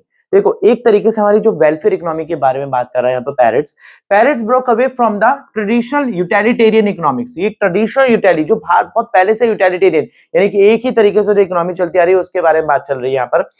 He rejects that the hypothesis based on the cardinal utility and also the additive utility function and arrived in his welfare conclusion which do not require any either interpretation। देखो यहाँ पर cardinal utility क्या होता है, देखो cardinal utility होता है जब हम अपनी इच्छाओं को नंबर्स में कैलकुलेट करते हैं, जैसे कि 1 2 3 4 इस तरीके से मैं बोलूंगा मेरी एक इच्छा खाने की रोटी की है, 2 इच्छा खाने की, तो ये कार्डिनल यूटिलिटी होता है। ठीक है, इसको बोलता है कि इस तरीके से रैंकिंग, ये बोलता है न्यू वेलफेयर इकोनॉमी को आप सजेस्ट करो। क्या करता है ये new welfare economy. Parrot had 3 objective mind giving his concept social optimum. ये कहता है समाज में इकोनॉमी को बनाने के लिए 3 ऑब्जेक्टिव है, हमारे पास 3 उद्देश्य हैं। कैसे, to clarify the quantity concept of economy welfare, कितनी क्वांटिटी में हम इकोनॉमिक वेलफेयर कर सकते हैं। दूसरी बात, to develop the welfare proposition which scientifically free and value judgements, यानी कि जो साइंटिफिकली फ्री है और कितनी वैल्यू पे हम उनकी जजमेंट कर सकते हैं वेलफेयर की, ये दूसरी बात। तीसरी बात, to clarify the state what is the economy have to say matters public policy, ये इस बात को क्लियर करना कि जो इकोनॉमिस्ट हैं, जो भी अर्थशास्त्री हैं, वो पब्लिक पॉलिसीज के बारे में क्या कहते हैं, इसको क्लैरिफाई करने को। ठीक है, इसी चीज का आगे पढ़ते हैं हम। सोशल ऑप्टिमम पैरेट्स कहता है defined that the social optimum as a position from which no recognition production and exchange can be effective. यहाँ पे कोई भी रिकॉग्निशन और कोई भी प्रोडक्शन चेंज एक्सचेंज नहीं हो सकती without making somebody else worse condition, यानी कि अगर हम किसी दूसरे की इच्छा नहीं है, अगर कोई दूसरा नहीं चाहता है तो तब तक मैं उसे पेमेंट नहीं कर सकता। इसके बाद Learners detail that a condition production exchange which are necessary for the attainment social optimum, hence the marginal condition, professor Higgs कहता है that the beside the marginal first order condition, देखो सिंपल सी बात है, they are referred to as a total second order। Simple सी बात है, parrots क्या कहता है भैया, वो 3 ऑब्जेक्टिव्स को ध्यान रखना कि कितना होना चाहिए, कैसे होना चाहिए, मार्केट में क्या चाहिए, क्या रैंकिंग, हम इस पे हम क्या कितना लोग चाहते हैं उससे फर्क नहीं पड़ता, क्योंकि हर आदमी की अपनी इच्छा अलग होती है। तो यहाँ पर पैरेट्स कहता है। अगला क्वेश्चन क्या आता है, what are the main objectives of economic planning in India. भारत के अंदर जो इकोनॉमिक प्लानिंग है, यानी कि आर्थिक योजना को नियमित करने के क्या उद्देश्य हैं। पहली बात, planning, Mrs Barbara Watson says planning may be defined as a conscious deliberate choice of economic priorities from public authority, यानी कि ऐसी प्लानिंग करना जिससे पब्लिक अथॉरिटी हो, यानी कि पब्लिक के अंदर फायदा हो उसको। ठीक है, economic planning means securing a better balance between the demand and supply, यानी कि डिमांड और सप्लाई के बीच में बेटर बैलेंस को क्रिएट करना ही इकोनॉमिक प्लानिंग होता है। ठीक है, professor H D. Dickinson state that economic planning that making major economic decision what how much is to be produce how. यहां पर मेन इकोनॉमिक प्लानिंग क्या होती है, देखो what to produce, what to produce पहली, second how to produce, and third, for whom to produce.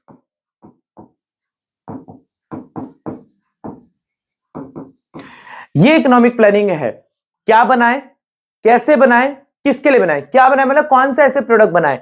क्या हम देखो, आपको मैं एग्जांपल देता हूं ब्रेड एंड बटर का, ब्रेड एंड गन्स का।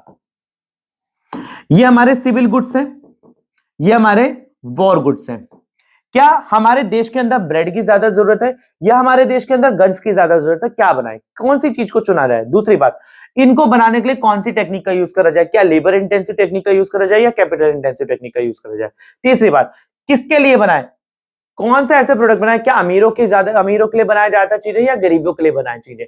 तो ये हमारे देश की कुछ प्रॉब्लम्स है और इन्हीं को ध्यान में रखते हुए हमें इकोनॉमिक प्लानिंग करनी होती है। इसके बाद characteristics of economic planning. Economic planning की कुछ विशेषताएं क्या है। Economic planning is deliberate concise process aim to achieving the certain specific objective.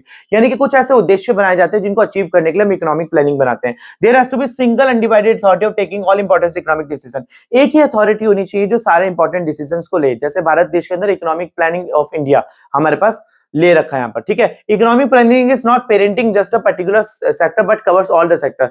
ये किसी एक पर्टिकुलर सेक्टर के बारे में बात नहीं करेगी बल्कि सारे सेक्टर के बारे में बात करती है, ठीक है। Planning relates to not only production but also the distribution of good. ये सिर्फ बनाने पे नहीं करता बल्कि उन जो प्रोडक्ट्स को उनको कैसे डिस्ट्रीब्यूट करा जाएगा मार्केट में उसके बारे में भी बात करता है, ठीक है। Economic planning definitely has in a view of time span. ये कितने समय में, अगर देखो मैं कोई ऐसी स्कीम बनाऊं, क्योंकि हमारे देश के अंदर 5 साल तक की सरकार होती है। अगर इस सरकार को 5 साल के अंदर अपने कुछ भी ऑब्जेक्टिव्स को अचीव करना है तो उसको 5 साल के अंदर अंदर की ही इकोनॉमिक प्लानिंग बनानी पड़ेगी, ठीक है। इसके बाद आता है नीड ऑफ प्लानिंग। क्यों, क्या जरूरत है उस इकोनॉमिक। ये बेटा 20 नंबर का क्वेश्चन है, ये 20 मार्क्स का क्वेश्चन है, मैं आपको बता रहा हूं क्या जरूरत है इकोनॉमिक प्लानिंग की। The market mechanism may be able to bring about an equilibrium.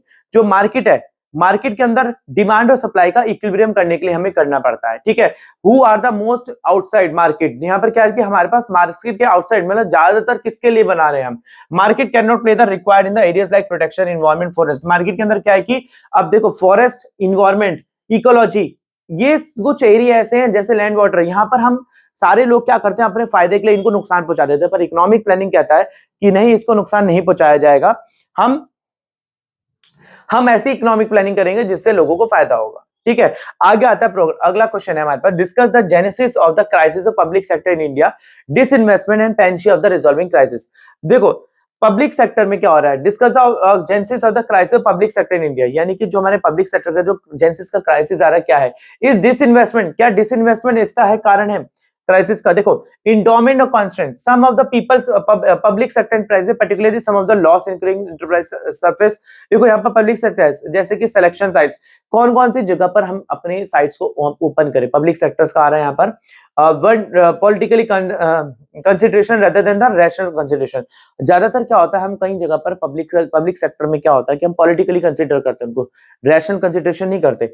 Under utilisation capacity, under utilisation other production capacity are one of the common constant. यहाँ पर क्या होता है कि कई सारे ऐसे रिसोर्सेज होते हैं जो हम फुल्ली तरीके से यूटिलाइज नहीं कर पाते। अब फुल्ली तरीके से यूटिलाइज नहीं कर पाते तो जिससे क्या होता है कि सारे लोगों को प्रॉपर अपॉर्चुनिटीज नहीं मिल पाती। इसके बाद एब्सेंस ऑफ रैशनल प्राइसिंग, किन चीजों का कितना प्रॉफिट, कितना प्राइस रखा जाए ये नहीं पता चलता, ठीक है। Profit as the basis by basis of the price fixation. Profit क्या होता है, हम प्राइस को फिक्स कर देते हैं जैसे कि मोनोपोली मार्केट के अंदर, तो प्राइस फिक्सेशन में आता है। No profit base of a public utility approach, लोग कितना यूज कर रहे हैं उस चीज को, उस पर कोई नहीं होता। देखो हमारे आटा वगैरह इतना महंगा हो रहा है, आप देखिए सिलेंडर महंगा हो रहा है, तो यहाँ पर क्या है लोगों की यूजेज जिस तरीके से है, लोग उस पर मतलब सरकार उस पर ध्यान ही नहीं दे रही है। इसके बाद गवर्नमेंट इंटरफेरेंस, सरकार इंटरफेयर करिए, मच गवर्नमेंट इंटरफेरेंस है इसके अंदर। हैवी सोशल कॉस्ट, बहुत ज्यादा सोशल सामाजिक तरीके से बहुत ज्यादा कॉस्ट पड़ती है। ऑपरेशनल मैनेजरियल इनएडुकेट्स, जो ऑपरेशन है मैनेजमेंट, करप्शन की वजह से वो सही तरीके से काम ही नहीं करते हैं। तो ये भी हमारा 20 मार्क्स का क्वेश्चन था। अगला क्वेश्चन आता है what do you understand by the law of demand.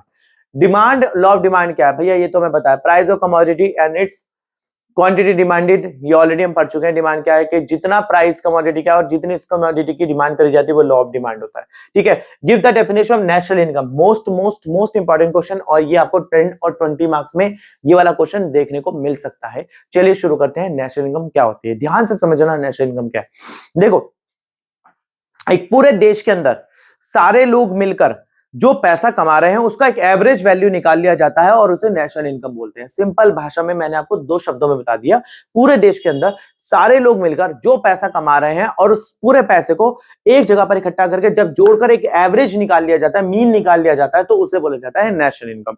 अब वो नेशनल इनकम थ्योरेटिकली क्या कह रहा है हम उसको पढ़ लेते हैं। देखो, national income assume that importance with the introduction of macro economics. Macro economics है क्योंकि पूरे देश की बात करी, माइक्रो होती है तो किसी एक की बात कर रहे होते हैं हम। Macroeconomics theory is the theory of income employment. Macroeconomics की थ्योरी इनकम की, एम्प्लॉयमेंट की, प्राइस एंड मनी की, यानी कि कितनी इनकम है, कितनी लोगों के पास एम्प्लॉयमेंट है और लोगों पे प्राइस और मनी कितना है। ठीक है, macro economics work with the aggregate demand. अच्छा, एग्रीगेट डिमांड क्या होती है? देखो, एग्रीगेट डिमांड की बात करते हैं यहां पर। एग्रीगेट डिमांड, जब सब लोगों की मिलकर, छोटे छोटे सब लोगों की एक डिमांड है तो उसे बोला जाता है एग्रीगेट। और इसको पूरा करने के लिए जो सारे प्रोड्यूसर मिलकर कर रहे हैं उसे बोला जाता है एग्रीगेट सप्लाई। ठीक है, ये कहां पर होती हैं सारी चीजें? ये होती हैं सारी चीजें मैक्रो इकोनॉमिक्स में। ठीक है, मैक्रो इकोनॉमिक्स में। यहां पर बात समझ में आ गई, एग्रीगेट डिमांड।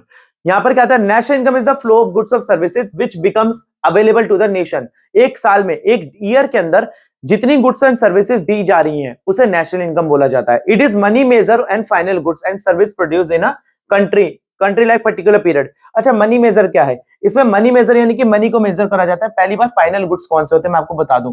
देखो, वो सारे गुड्स, फाइनल गुड्स कौन से होते हैं? फाइनल गुड्स होते हैं जो कंज्यूमर गुड्स होते हैं, जिनको कंज्यूमर यानी कि उपभोक्ता अपने यूज के लिए इस्तेमाल कर रहा है, वो कंज्यूमर गुड्स हैं और वो ही फाइनल गुड्स हैं। ठीक है, ये सारे फाइनल गुड्स होते हैं। ठीक है, it is also called the gross national product, GNP. Gross national product, सारे लोग मिलकर एक प्रोडक्ट बना रहे हैं। It is has been defined as a different Marshall, Pigou and Fisher. Pigou, Marshall ने अलग अलग तरीके से दिए। आप मार्शल या पिजाऊ की दोनों में से किसी एक की डेफिनेशन कर लो। मार्शल डेफिनेशन कहती है principle of economic that labour capital country acting upon a natural sources. Labour और कैपिटल सारे मिलकर नेचुरल सोर्सेज के तरीके से मिलकर चीजों को बना रहे हैं लिमिटेड रिसोर्सेज के लिए, तो उसे बोला जाता है लिमिटेड वर्ड। इन सारी चीजों को एक लिमिटेड वर्ड में कर दिया, नेट में कर दिया, तो उसे बोला गया नेशनल इनकम। आगे पिजाऊ क्या कहता है? पिजाऊ कहता है economic welfare state national divides is the part of the objective income of the community including course income dividend and abroad। यहां पर क्या हो रहा है? हम सारा पैसा, वो पैसा जो हम देश के अंदर कमा रहे हैं, वो पैसा हम जो बाहर से कमा रहे हैं, वो क्या है? हमारी नेशनल इनकम में कैलकुलेट हो जाती है। और एक ऐसा पैसा भी होता है जो हम बाहर दे रहे हैं इनकम। ठीक है, net factor payment to abroad, net factor income from abroad, NFIA, FIFA and FITA, factor income to abroad, factor income from abroad. ये बहुत बड़ा कॉन्सेप्ट है, मैं आप इतना खैर डीपली में जाने की जरूरत नहीं है। आपको शायद मैं सेकंड सेमेस्टर में आपके पास आएगा तो मैं उसमें समझाऊंगा आपको, फिलहाल इतना ही समझने के लिए। ठीक है, पिजाऊ और मार्शल की डेफिनेशन कर लो। Method of measuring national income. अच्छा, मेथड क्या है नेशनल इनकम को मेजर करने के? पहला मेथड होता है प्रोडक्ट मेथड। बहुत ध्यान से समझना प्रोडक्ट मेथड होता क्या है। 20 नंबर का क्वेश्चन है ये। Under this method quantity of each commodity produce estimated due to the quantity multiplied by market price. जितनी क्वांटिटी हर उसकी प्रोड्यूस हो रही है और मार्केट का जो प्राइस है उसके साथ मल्टीप्लाई कर दिया जाता है। We get the monetary value of the commodity. हमें पैसे, मॉनेटरी वैल्यू का मतलब होता है वो वैल्यू जो हम पैसे में ले रहे हैं, जिससे हमें पैसा प्राप्त हो रहा है, वो मॉनेटरी वैल्यू होती है। The value of all commodities produce is added. जितनी वैल्यू हम कमा रहे हैं उसको ऐड करते चले जाते हैं। ठीक है, the value of export is as it. देखो यहां पर क्या, मैं आपको समझाता हूं, सुनना ध्यान से। देखो, वैल्यू ऑफ एक्सपोर्ट का मतलब क्या है?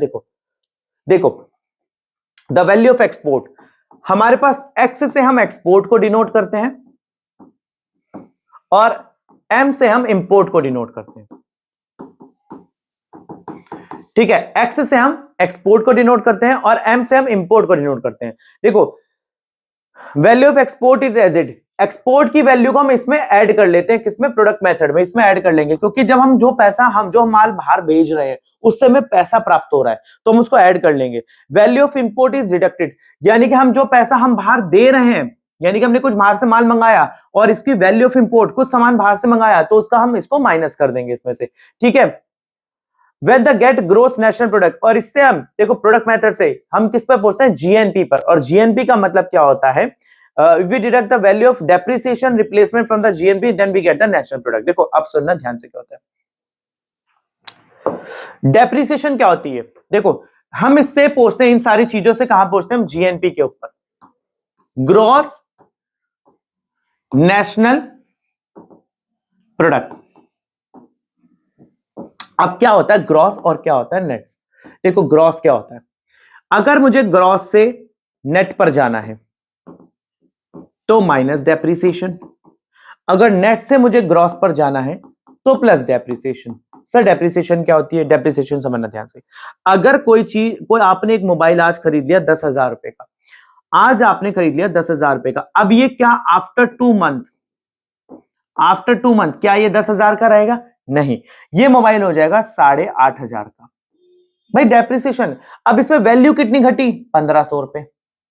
तो ये वैल्यू क्या थी, ये है ग्रॉस, और ये वैल्यू क्या है, ये है नेट। जब ग्रॉस में से नेट को माइनस कर, डेप्रिसिएशन को माइनस कर दोगे, आप किस पे पहुंच जाओगे, नेट पर। तो वही हमारी होती है नेट नेशनल इनकम, यानी कि NNP, यही मेरी है नेशनल इनकम। यानी कि अगर ग्रॉस से नेट पर जाना है तो डेप्रिसिएशन को माइनस कर दोगे। डेप्रिसिएशन होती है जब किसी चीज की वैल्यू में से साल भर दर कोई चीज घटती चली जाती है, तो उसे बोला जाता है डेप्रिसिएशन। तो ये था मेरा first method to calculate the national income product method. अब सेकंड मेथड क्या आता है, अच्छा प्रिकॉशंस क्या है अंडर दिस मेथड, प्रिकॉशंस क्या होता है, डबल काउंटिंग। डबल काउंटिंग क्या होता है, देखो डबल काउंटिंग का मैं आपको एक एग्जांपल देकर समझा देता हूं। यहां पर सपोज करो हमारे पास वीट है, एक फार्मर है, एक फार्मर क्या उगा रहा है, वीट। अब ये फार्मर वीट उगा रहा है, अब इस फार्मर ने इस वीट को किसको बेचा, मतलब फैक्ट्री में, इंडस्ट्रीज में, कितने का बेचा, 600 रुपए का। अब इंडस्ट्री वाले ने इसे 600 का खरीद के आगे क्या करा, इसको ब्रेड बनाकर बेकर को बेच दिया, कितने का, 800 रुपए का। अब इस बेकर ने इसको बेच दिया दुकान वाले को, रिटेलर को, कितने का बेच दिया, 1,000 रुपए का। अब देखो यहां पे 600 200 200 की वैल्यू ऐड हो गई, और यहां पर भी 200 की वैल्यू ऐड हो गई।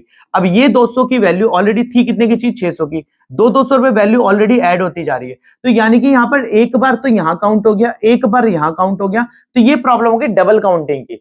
तो नेशनल इनकम में इसमें क्या होता है कि डबल काउंटिंग ना हो, इसको देखना चाहिए।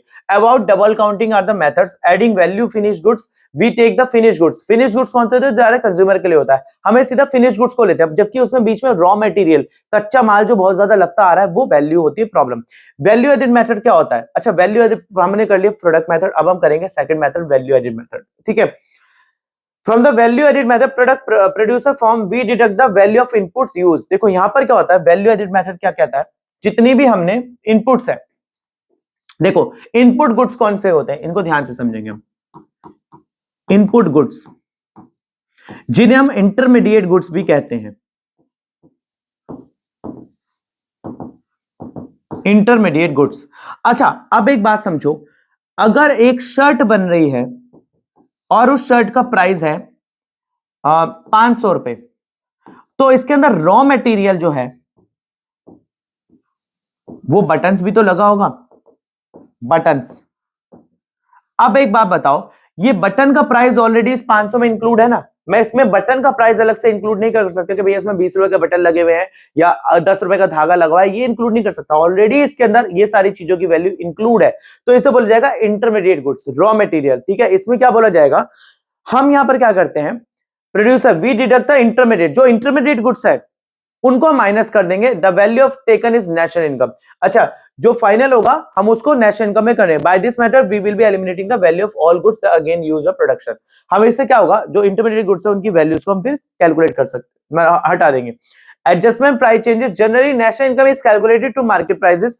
नेशनल इनकम किस पर होती है, मार्केट प्राइस पर कैलकुलेट होती है, ठीक है।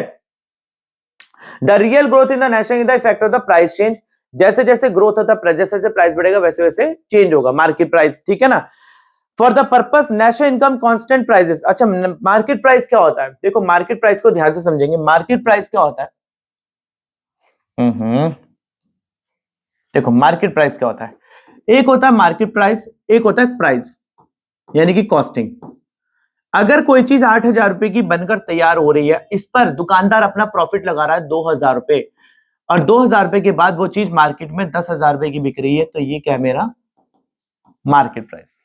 क्या चीज है मेरा ये मार्केट प्राइस। तो जनरली ये क्या होती है हमारी मार्केट प्राइस पर। आगे इसमें बात करेंगे, एडजस्टमेंट हो गई हमारी इनकम मेथड। अगला क्या आता है हमारे पास इनकम मेथड के, क्या होता है अगला, हमने प्रोडक्ट मेथड पढ़ लिया, हमने वैल्यू एडिड मेथड पढ़ लिया। वैल्यू एडिड मेथड जितनी वैल्यूज पे ऐड हो रही है, अब आता है income method. National income is the distributed among the individual of the country, therefore if we add the income earn by the individual of the country we get the national income. जितना individual income earn करता जा रहा है, अगर हम उसको add करते चले जाएंगे तो हमारे नेशनल इनकम आ जाएगी। National income therefore if we add the wages, किन किन को ऐड करते हैं हम, यहां पर हम थोड़ी चीजों को लिख लेते हैं, कौन कौन सी चीजों को हम ऐड करते हैं। हम ऐड करते हैं यहां पर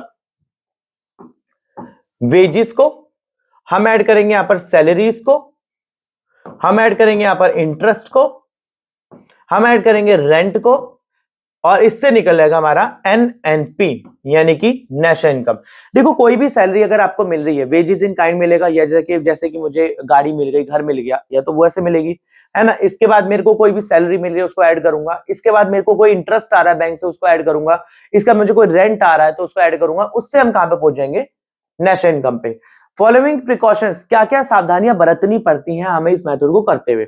transfer of payment like pension, unemployment benefit, वो पेमेंट जैसे कि पेंशन मुझे सरकार से मिल रही है, कोई काम नहीं कर रहा, पेंशन मिल रही है, कोई काम नहीं कर रहा, ठीक है ना, इनको हम कैलकुलेट नहीं करते। Undistributed profit company should be unincluded, जो अनडिस्ट्रीब्यूटेड प्रॉफिट है उसको हम इंक्लूड नहीं करते हैं, ठीक है।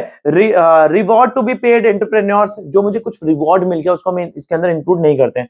Free service like mother service, जो हमारे घर में गृहणियां काम कर रही है हम उनको ऐड नहीं करते हैं, ठीक है, माता जी वगैरह हमारी जो काम करते हैं उनको ऐड नहीं करते हैं। The income method shows that national income is distributed between the different classes of society. Income method क्या करता है, अलग अलग क्लास की, जो हमारे देश के अंदर अलग अलग क्लासेस है सोसाइटी के अंदर, उसके इनकम मेथड को डिस्ट्रीब्यूट को हम कैलकुलेट करने के लिए इसको करते हैं। चलो अब आता है हमारे पास एक्सपेंडिचर मेथड। एक्सपेंडिचर मेथड कौन सा होता है, देखो हमारे पास आता है income earn by the individual, जो भी इनकम हम अर्न कर रहे हैं उस पर हम जितना भी खर्चा कर रहे हैं, therefore if we get the expenditure method in the economy get national income. इससे क्या होता है, हम एक्सपेंडिचर मेथड से नेशनल इनकम पे पहुंचते हैं। We have to add the following, इसके अंदर हमें क्या क्या चीजें ऐड करनी है, देखो इसके अंदर हमें ऐड करना है, इसके अंदर हमें ऐड करना है, एक तो expenditure made by the individual, किसी एक व्यक्ति द्वारा खर्चा करा गया उसको ऐड करोगे। Gross investment expenditure made by the private sector, किसी प्राइवेट सेक्टर द्वारा कोई भी खर्चा करा गया, इन्वेस्टमेंट करेगी, आप उसको ऐड करोगे। Government expenditure on goods and services, सरकार जो गुड्स और सर्विसेज के ऊपर खर्चा करती है आप उसको ऐड करोगे। नेट फॉरेन इन्वेस्टमेंट, हम कोई फॉरेन में इन्वेस्टमेंट कर रहे हैं, that the difference between the expenditure made by the foreigners, जो फॉरेन में इन्वेस्टमेंट कर रहे हैं उसमें डिफरेंस, उनके एक्सपेंडिचर का difference made by the people that country और द फॉरेन कंट्री, जो हमारे देश के लोगों ने दूसरी कंट्री में इन्वेस्टमेंट करा, आप उसको ऐड करोगे। द प्रोडक्ट सो अराइव, और उसके बाद हम जिस चीज पर पहुंचते हैं उसमें पहुंचते हैं एनएनपी एट एमपी, यानी कि एनएनपी एट एमपी, यानी कि net national product at market price. हम इस पर पूछेंगे net national product at market price. इस वाले मेथड को हम क्या बोल सकते हैं, सेविंग एंड इन्वेस्टमेंट मेथड भी बोलते हैं। किस मेथड को, एक्सपेंडिचर मेथड को। नेशनल इनकम को हम क्या बोलते हैं, कंजम्पशन एक्सपेंडिचर। कैसे करेंगे, अब देखो इसको कैसे कैसे करोगे आप, सुनना ध्यान से। सी प्लस आई, नहीं इसमें यहां आपको बताता हूं इसको कैसे करोगे आप। कंजम्पशन एक्सपेंडिचर सी, ग्रॉस प्राइवेट जी, प्लस गवर्नमेंट एक्सपेंडिचर, यहां पर इन्होंने गलत कर दिया, मैं आपको बताता हूं। C plus I plus government expenditure G plus IF, इन सारी चीजों को मिला के हमारा बनता है नेट फॉरेन इन्वेस्टमेंट, ये हमारी बनती है नेशनल इनकम।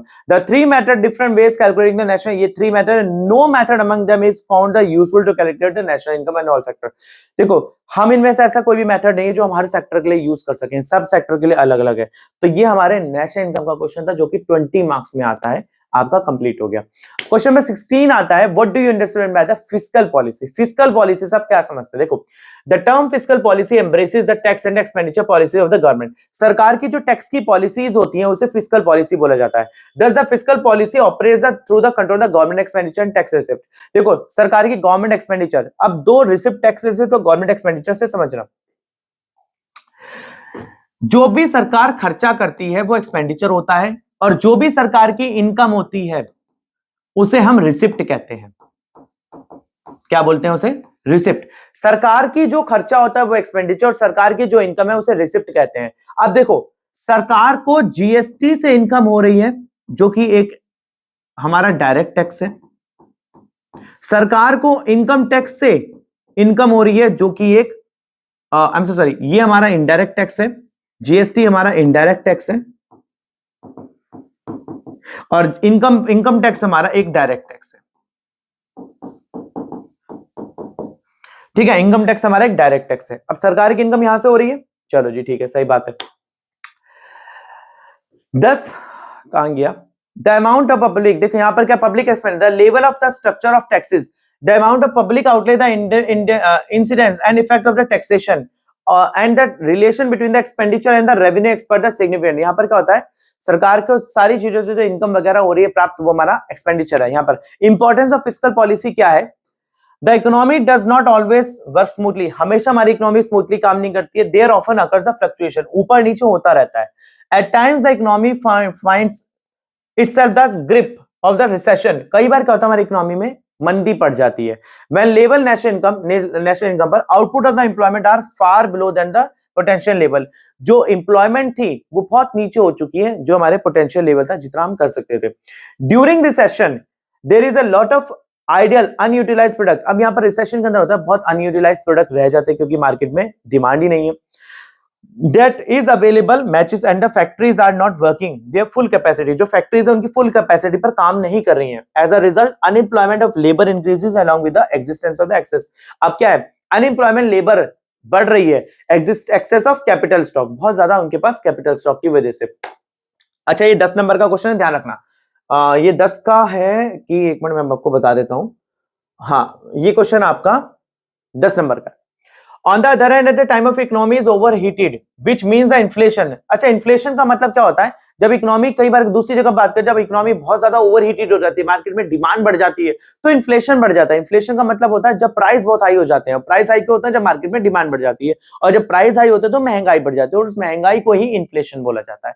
ठीक है, occurs in the economy, this is free market over believe it automatic mechanism works to restore the stability economy, there is a lot of economic stability, economic stability बहुत ज्यादा है यहाँ पर। ठीक है, however the empirical evidence during the 1930, अब क्या था कि कुछ ऐसे हमें सबूत मिले 1930 में, when sir depression took place western capitalist economy and also evidence of post second world war. देखो यहाँ पर क्या होता है, बहुत सारे जगह पर सेकंड वर्ल्ड वॉर के बाद भी हमने इसको करेक्ट करने की कोशिश करी। ठीक है, दैट इज वाई कीन्सन जो हमारे एक इकोनॉमिस्ट थे, उन्होंने बोला intervention of the government cure depression inflation by the adopting the appropriate tools of the macro economics. अब सरकार को इकोनॉमी के अंदर इंटरफेयर करना पड़ेगा ताकि मैक्रो इकोनॉमिक्स के टूल को सजेस्ट कर सके। The two important tools of macro economics policies are fiscal policy and the monetary policy. Two importance of monetary policy, एक तो है फिस्कल पॉलिसी और एक क्या हमारे पास monetary policy. According to the Keynes monetary policy was ineffective and to lift the economy out of the depression. Monetary policy क्या है, मॉनेटरी पॉलिसी सरकार की वो पॉलिसी होती है जब सरकार मार्केट के अंदर पैसा फ्लो करता है, ये इनइफेक्टिव होते हैं, सरकार इतना मार्केट में पैसा फ्लो कैसे करेगा। He emphasise on the role of the fiscal policy effecting tool of the stabilising the economy. अब मार्केट में सरकार क्या कहता है कि फिस्कल पॉलिसी को करो, जैसे कि टैक्सेशन वगैरह से। However in a view of the modern economics both the fiscal monetary policies play a useful role. अभी जो हमारे आजकल के मॉडर्न इकोनॉमिस्ट आते हैं वो कहते हैं कि फिस्कल और मॉनेटरी दोनों यूजफुल है। आगे बात करेंगे goals of macro policy. Macro policy के गोल्स क्या है, यहाँ पर देखो क्या बात आती है, stabilising the economy at a higher level of employment, economy को हायर लेवल ऑफ एम्प्लॉयमेंट पर और नेशनल आउटपुट पर स्टेबल करना। Ensuring that price stability in other goal, price stable रहे, both inflation that is rising price and deflation. जब देखो जब price बढ़ जाते हैं तो इन्फ्लेशन, जब प्राइस घट जाते हैं तो डिफ्लेशन हो जाता है। ठीक है, it is there that desirable achievable price, यहां पर क्या होता है कि डिजायरेबल अचीवेबल, ऐसा प्राइस जो डिजायर है उसको हम अचीव भी कर सकते हैं। Similarly every nations rise to the level of living people which can be attained through the economic growth which is turn depend upon the rising। देखो इतना सब कुछ पढ़ने की जरूरत है, आपने बस इतना लिख दिया, मोर देन इनफ है। ठीक है, आगे हम बात करते हैं what do you understand by the public investment. Public investment से आप क्या समझते हैं, देखो ये 4 नंबर का क्वेश्चन है। Public investment means the funding allocating resources by the government project serving that the private sector can not successfully deliver its own. Public investment होती है जब सरकार पैसे को या अपने एसेट्स को मार्केट के अंदर इन्वेस्ट करता है तो उसे पब्लिक इन्वेस्टमेंट कहते हैं, जिसे कोई भी प्राइवेट इन्वेस्टमेंट कभी नहीं कर सकता था। These projects are usually large scale and private sector do not get involve most of them. ये लार्ज स्केल पर होते हैं, प्राइवेट सेक्टर इसके अंदर इंडल्ज नहीं होते हैं। अगला क्वेश्चन आता है, explain the concept of gross national product. Gross national product क्या होता है, देखो gross national product is the gross domestic product, जो ग्रॉस सारे लोग मिलकर जो एक चीजों को बना रहे हैं उस प्रोडक्ट को एक जगह पर लगा देना है, उसे बोला जाता है gross domestic product. Plus net factor income from abroad. देखो और वो इनकम, देखो यहां पर क्या होता है, जीडीपी को हम बात करेंगे, ध्यान से समझना, जीएनपी और जीडीपी, जब एक मार्केट के अंदर अलग अलग प्रोड्यूसर मिलकर चीजों को बना रहे हैं और उनको एक जगह पर इकट्ठा कर जाता है, और मैं और ये जो प्रोड्यूसर हैं अपनी चीजों को बाहर भी बेच रहे हैं, यानी कि एक्सपोर्ट कर रहे हैं, उससे भी जो इनको पैसा आ रहा है वो यहां पर करके, है ना, वो ऐड करके जो पैसा बन रहा है उसे बोला जाता है जीडीपी, यानी कि ग्रॉस डोमेस्टिक प्रोडक्ट। ये आपको समझ में आ गया? ठीक है। मॉनेटरी वैल्यू में होता है, फिनिश गुड्स के साथ होता है, फिनिश गुड्स जो खत्म हो जाते हैं कंज्यूमर के लिए होते हैं, और produce by the country factor production in intersective location. आगे बात करेंगे यहां पर, हो छोटा सा क्वेश्चन था, अगला क्वेश्चन आ जाता है यहां पर, question number 19, explain the cause of change in demand. Demand के अंदर क्यों चेंज होता है, इसके क्या कारण है? देखो, change in the price of the commodity, किसी चीज का जब प्राइस चेंज हो जाता है तो डिमांड में चेंज आ जाता है। Change in the quantity of a money, मेरी पैसे की क्वांटिटी बढ़ गई, मेरी इनकम बढ़ गई, तो मैं डिमांड उसकी किसी चीज की छोड़ दूंगा, सस्ती चीजों की डिमांड छोड़ दूंगा। Change in the habit, taste and fashion, ये है, अच्छा ये वो फैक्टर्स है अदर देन फैक्टर, जो अभी मैंने सबसे शुरू में आपको बताया था, demand remain constant, other than factor, ये वो अदर देन फैक्टर है। ठीक है, कौन सा फैक्टर है ये? Other than factor. डन। इसके बाद मेरा हैबिट चेंज हो गया, मेरा फैशन चेंज हो गया, कुछ भी चेंज हो गया भाई, फैशन पहले फैशन कुछ और चल रहा था, मेरा टेस्ट कुछ हो रहा है, मेरा वो टेस्ट रहा नहीं तो डिमांड चेंज हो गई। इसके बाद change in the climate change, अब सर्दियों के कपड़े इस टाइम बिकेंगे, गर्मियों के थोड़ा ना बिकेंगे, तो ये डिमांड चेंज हो गई यहाँ पर। इसके बाद change in the income of the distribution wealth, मेरी इनकम चेंज हो गई है, वेल्थ डिस्ट्रीब्यूशन चेंज हो गई, तो यहाँ पर भी ये अदर फैक्टर है। 20th क्वेश्चन क्या था, right the problem of private sector. Problem face by the private sector क्या है? जो प्राइवेट सेक्टर यानी कि कोई एक सिंगल व्यक्ति जो खुद का पैसा लगा रहा है, इसमें सरकार का कोई भी इंटरवेंशन नहीं होता, तो इसे बोला जाता है प्राइवेट सेक्टर। प्राइवेट सेक्टर क्या होता है?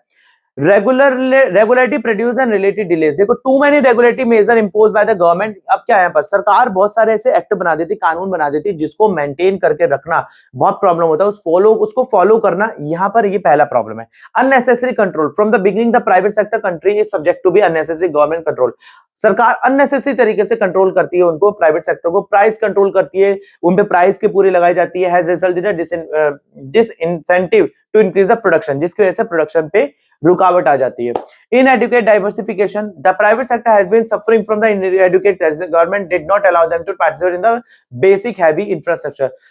सरकार कभी उनको अलाउ नहीं करती कि कोई बेसिक हैवी इंफ्रास्ट्रक्चर में करो, तो डाइवर्सिफिकेशन हो जाता है उनका, इनएडुकेट, बिना मन बात के। Reservation for the small scale industries, अब सरकार क्या कहती है, कहीं वही बार क्या हो चुका है, कुछ ऐसी स्मॉल स्केल इंडस्ट्रीज है जिन पे कम पैसा लगाया जाता है, तो सरकार बोलती है अब आप रिजर्वेशन कराओ, इनका लाइसेंस लो, तो यहां पर भी प्रॉब्लम आ जाती है प्राइवेट सेक्टर की। ठीक है, क्वेश्चन नंबर 21 क्वेश्चन क्या कहता है, चलो पढ़ लेते हैं ध्यान से। Write down the concept of causes of population increase in India. अरे यार, इसका क्वेश्चन तो दोबारा रिपीट हो गया, इसको ऑलरेडी हम पीछे कवर कर चुके हैं, अच्छे लेवल पे कवर कर चुके हैं, हम इसका पढ़ चुके हैं। ठीक है, तो इसको हमें दोबारा से नहीं पढ़ना है। 22 क्वेश्चन क्या आता है, economy is a study of welfare. ये हमारा क्वेश्चन है 10 मार्क्स का। इकोनॉमी एक ऐसी स्टडी है जो कि वेलफेयर की बात करती है, क्यों है ध्यान से पढ़ते हैं। एसीपी गांव कहता है economy is a study of welfare, welfare which is the part of the social welfare that can be brought directly और इनडायरेक्टली, यानी कि एक ऐसा सोशल वेलफेयर है जो कि डायरेक्टली और इनडायरेक्टली दोनों तरीके से आ सकता है। Does it focus on a more human welfare, यानी कि ज्यादा ह्यूमन वेलफेयर पे बात करता है। Economy is to the study human activity which are conductive to human welfare, material except the wealth furnishes मन, मैं देखो ह्यूमन वेल्थ, ये एक इकोनॉमिक एक्टिविटी वो है जो हम ह्यूमन वेलफेयर के लिए यूज करते हैं। In economy is so for the study wealth can be legitimate regard as the studying cause of the material welfare. यहाँ पर क्या होता है कि ऐसी चीजें जिसमें मटेरियलिस्टिक तरीके से हम वेलफेयर कर सके लोगों का। Economy can divide a positive economy and welfare economy, economy divide हो सकती है तो पॉजिटिव और वेलफेयर इकोनॉमी में। पॉजिटिव इकोनॉमी में भी set refer to the analysis of the theories principle, ऐसी पॉजिटिव इकोनॉमी जो कि कुछ थ्योरी कुछ प्रिंसिपल्स पे काम करती है लोगों के भले के लिए। ठीक है ना, examination of the economy policy, positive economy builds up the analytical welfare. ठीक है, और positive economy is merely theoretical, only theoretical होगी। Welfare economy is prescriptive in the nature, ये नेचर पे डिपेंड करेगी। अगला क्वेश्चन आता है what is mean by labour intensive technique and capital intensive technique, which of two better is under develop economy of by. देखो पहला question मैं आपको करा चुका हूं, सेकंड क्वेश्चन कर लेते हैं, अंडर डेवलप इकोनॉमी के लिए कौन सी बढ़िया है, तो उसके देख लेते हम इसमें आंसर है क्या। यहां पर इसका आंसर मैं आपको बताता हूँ अंडर डेवलप इकोनॉमी, इसका मैं आंसर आपको भेजूँ। अंडर डेवलप इकोनॉमी के लिए कौन सी इकोनॉमी बेटर है? अंडर डेवलप इकोनॉमी जैसे कि पाकिस्तान जैसी इकोनॉमी के लिए लेबर इंटेंसिव टेक्निक ज्यादा बेटर है, क्योंकि अगर ज्यादा से ज्यादा लेबर काम करेगी तो वहां पर ज्यादा से ज्यादा इंप्लॉयमेंट जनरेट होगा, लोगों को फायदा होगा। नॉट पाकिस्तान, बहुत सारे ऐसे अंडर डेवलप इकोनॉमीज हैं जो चल रही हैं, जैसे कि हमारे नेबरिंग कंट्रीज ऑफ इंडिया भी हैं, बहुत सारी ऐसी हैं जो कि चल रही है अपना, मतलब जिनको मतलब अंडर डेवलप कंट्रीज के अंदर भी, एक अंडर इकोनॉमीज के अंदर भी काउंट करा जाता है। अगला आता है हमारे पास, discuss in the brief of the recent trend in the activities of bank. 24th question है, रीसेंट ट्रेंड क्या है? बैंक की रीसेंट ट्रेंड क्या है? बैंक के अंदर क्या क्या रीसेंट ट्रेंड चला है? The major growth drivers increase in the retail credit. अब क्या है कि रिटेल क्रेडिट बढ़ गया है, डिमांड यहां पर बोल जाएगा proliferation of the ATM, ATM का बढ़ चुका है, कार्ड्स हो चुके हैं, decreasing of the NPS, non profitable assets, जो कि ऐसे एसेट जो बैंक के लिए कोई भी प्रॉफिट के लिए नहीं होती, यानी कि जो लोग पैसा लेके भाग जाते हैं या देना चाहते हैं पर दे नहीं रहे, तो वो उनके लिए कोई प्रॉफिट नहीं है। एक सेकेंड, चलिए। Example amendments of the two the banking regulation act, इससे क्या है कि अब क्या बैंकिंग रेगुलेशन एक्ट के अंदर बहुत सारी अमेंडमेंट चेंजेस हो चुके हैं। अब देखिए certain trend like the growing competition, product innovation, branding, अब क्या है कि कुछ ऐसे प्रोडक्ट आ चुके हैं, जैसे कि ये आजकल बता रहा है कि discuss the brief recent trend, आजकल बैंक के अंदर क्या क्या ट्रेंड आ चुके हैं रीसेंट। देखो कंपटीशन आ चुका है बैंकों के अंदर, नए नए प्रोडक्ट उन्होंने लॉन्च करते हैं, फोकसिंग कर दिया गया है रिस्क पर, मतलब कि रिस्क कम होगा यहाँ पर, मैनेजमेंट सिस्टम अच्छा हो गया, एम्फसाइज टेक्नोलॉजी अच्छी हो चुकी है पास्ट से। In addition to the impact of the Basel norm going to the expensive Indian bank, अब क्या है कि हम हर चीजों को बहुत इजीली कर सकते हैं, अपने टिप्स पर है। Largest bank would have the relative vintage in corporation, अब क्या है कि अब ज्यादातर बैंकों का आपसे रिलेटिव विंटेज कॉर्पोरेशन है। रिसेंट ट्रेंड क्या है? इलेक्ट्रॉनिक पेमेंट आ चुकी है हमारे पास, रियल टाइम आरटीजीएस आ चुका है। रियल टाइम सिस्टम क्या होता है? इंट्रोड्यूस है इंडियन सिंस कब आपको इंट्रोड्यूस करा गया? 2004 में आरटीजीएस करा गया था। इलेक्ट्रॉनिक इंस्ट्रक्शन है जो कि RTGS maintained operating by the RBI, RBI के द्वारा मेंटेन करा जाता है। इलेक्ट्रॉनिक फंड ट्रांसफर ईएफटी आ गया, इलेक्ट्रॉनिकली हम फंड ट्रांसफर कर सकते हैं। इसके बाद इलेक्ट्रॉनिक क्लियरिंग सिस्टम आता है, ईसीएस आ गया, यानी कि आपका पैसा अपना मैंडेट होके चला जाता है। ऑटोमेटिक टेलर मशीन यानी एटीएम मशीन आ गई है। Point of sale terminal, point of sale terminal क्या होता है? Is computerised terminal that linked out online to the computerised customer information. अब पॉइंट ऑफ सेल आता है कि जो पोज मशीन होती है, देखिए वो एटीएम वाली मशीन होती है, उस पर स्विप करते हैं और आपका पैसा चला जाता है और स्लिप निकल आती है, उसे पॉइंट ऑफ सेल मशीन आती है। तो ये हमारे पास आ गया। अगला क्वेश्चन आता है, discuss the between cottage man small scale industry, discuss the role, ये ऑलरेडी हम कर चुके हैं इस क्वेश्चन को। 25 ये देखिए दो क्वेश्चन मेरे रिपीट हो गए हैं, तो 26 नहीं 24 क्वेश्चन ही आई थिंक मेन रहेंगे। Explain the law of demand, why does demand curve slope downward, ये क्वेश्चन बहुत इंपॉर्टेंट है, 10 नंबर में ये क्वेश्चन आता है, इसको अच्छे से पढ़ लेते हैं, समझ लेते हैं लॉ ऑफ डिमांड को, ठीक है। इसको मैं आपको समझाता हूं, ध्यान से समझना। देखो the law of demand express the simply relation between the quantity demand and quantity of price, जितनी डिमांड की क्वांटिटी करी जा रही है और उतने प्राइस के अकॉर्डिंग, ठीक है। अकॉर्डिंग टू द बिलास कहता है the law of demand state that the other things being equal, दूसरी चीज इक्वल है, the quantity demand per unit time will greater than the lower price, जितना लोअर प्राइस होगा उतनी डिमांड बढ़ेगी, ठीक है। ये अलग अलग डेफिनेशन है, इनको आप पढ़ना।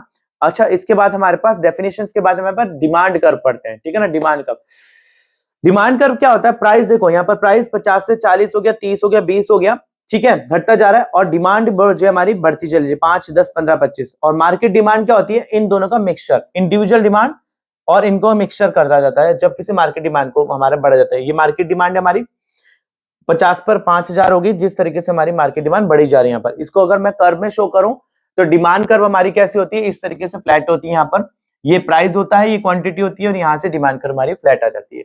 अच्छा डिमांड का from left to right, left से राइट की तरफ डाउनवर्ड जाती है। Demand curve shows the maximum, already demand के ऊपर मैं बहुत बड़ा एक वीडियो बना चुका हूं, आप जाके उसको देख सकते हैं, मेरी प्लेलिस्ट इकोनॉमिक्स में शो हो रहा होगा, ठीक है। लॉ में डिमिनिशिंग मार्जिनल यूटिलिटी, मतलब ये कहता है जैसे जैसे प्राइस में चीजों को ज्यादा यूज करता चला जाऊंगा तो डीएमयू अप्लाई हो जाता है, मतलब कि मैं देखो अब जैसे जैसे अगर मैं एक रोटी खाता था तो मेरे को 10 की सेटिस्फेक्शन हो रही थी, अब मैं दो रोटी खा रहा हूं तो 8 की सेटिस्फेक्शन हो रही है, 3 ना खा रहा हूं तो 6 की हो रही है, जैसे जैसे मेरी यूटिलिटी घटती चली जा रही है, तो इसे बोला जाएगा law of diminishing marginal utility, ठीक है। न्यू कंज्यूमर मार्केट में आ जाते हैं तो क्या होता है कि डिमांड चेंज हो जाती है। इनकम इफेक्ट, मेरा प्राइस, मेरी इनकम बढ़ गई तो वो भी होता है। Different use of commodity, commodity के डिफरेंट यूज, यानी कि जैसे कि देखो पेट्रोल एक ही जगह पर यूज नहीं होता, अलग अलग जगह पर भी यूज होता है, तो different use of commodity already इसके ऊपर मैं बात कर चुका हूँ। सप्लाई, सप्लाई क्या होती है? Price is determine the focus of demand and supply. Price कैसे डिमांड करा जाता, डिटरमाइन करा जाता है? डिमांड और सप्लाई के हिसाब से प्राइस को डिटरमाइन करा जाता है, ठीक है। मेयर्स कहता है we may define supplies as schedule amount of the good that would be offered at a possible price। Supply होता है जब किसी पॉसिबल प्राइस पर मैं किसी चीज को बेचने के लिए रेडी हूं और किसी पॉसिबल प्राइस पर कोई कंज्यूमर किसी चीज को खरीदने के लिए रेडी है, तो वो होता है हमारा इक्विलिब्रियम पॉइंट, ठीक है। इसके बाद price of the other commodity, cost of the production, ये ऑलरेडी हम पढ़ चुके हैं इसमें। और नेचर आ गया, अग्रीमेंट आ गया, अरे agreement among the producer and the supplier. यहां पर हमारा ये इंपॉर्टेंट क्वेश्चंस मैंने आपको दे दिया, अपनी बुक से भी आप पढ़ लेना, नोट्स में भेज दूंगा। यहाँ पर हमारा डिमांड, ये जो कुछ पार्ट था, पार्ट वन शॉट का कंप्लीट हो चुका है। वीडियो बहुत लंबी हो जाती, 3 घंटे की बन जाती, पर मैंने आपके लिए वन शॉट बनाई है, यहाँ पर पार्ट 1 बनाया है। पार्ट 2 भी जल्दी आएगा, उसको भी देख लेना, हिंदी मीडियम वाले स्टूडेंट्स के भी आएगा। और बहुत बहुत शुक्रिया इतना प्यार देने के लिए चैनल को। कोई सजेशंस रहे आपके, ये नोट्स मैं कल अपलोड करवा दूंगा, जैसे आज वीडियो अपलोड होगी, तो आप प्लीज टेलीग्राम चैनल से जाके ले लीजिएगा नोट्स मेरे। कोई भी सजेशंस रहे आप प्लीज, कोई भी प्रॉब्लम हो आपको एग्जाम से रिलेटेड मेरे से पूछ सकते हैं। शीट्स का पैटर्न मैं आपको बता चुका हूँ, इकोनॉमिक्स का पीवाईक्यू भी मैं अपनी लिस्ट के अंदर अपलोड कर चुका हूँ, वो जाके देख सकते हैं। आज वीडियो के लिए इतना ही, मिलते हैं अगली वीडियो में, तब तक के लिए धन्यवाद।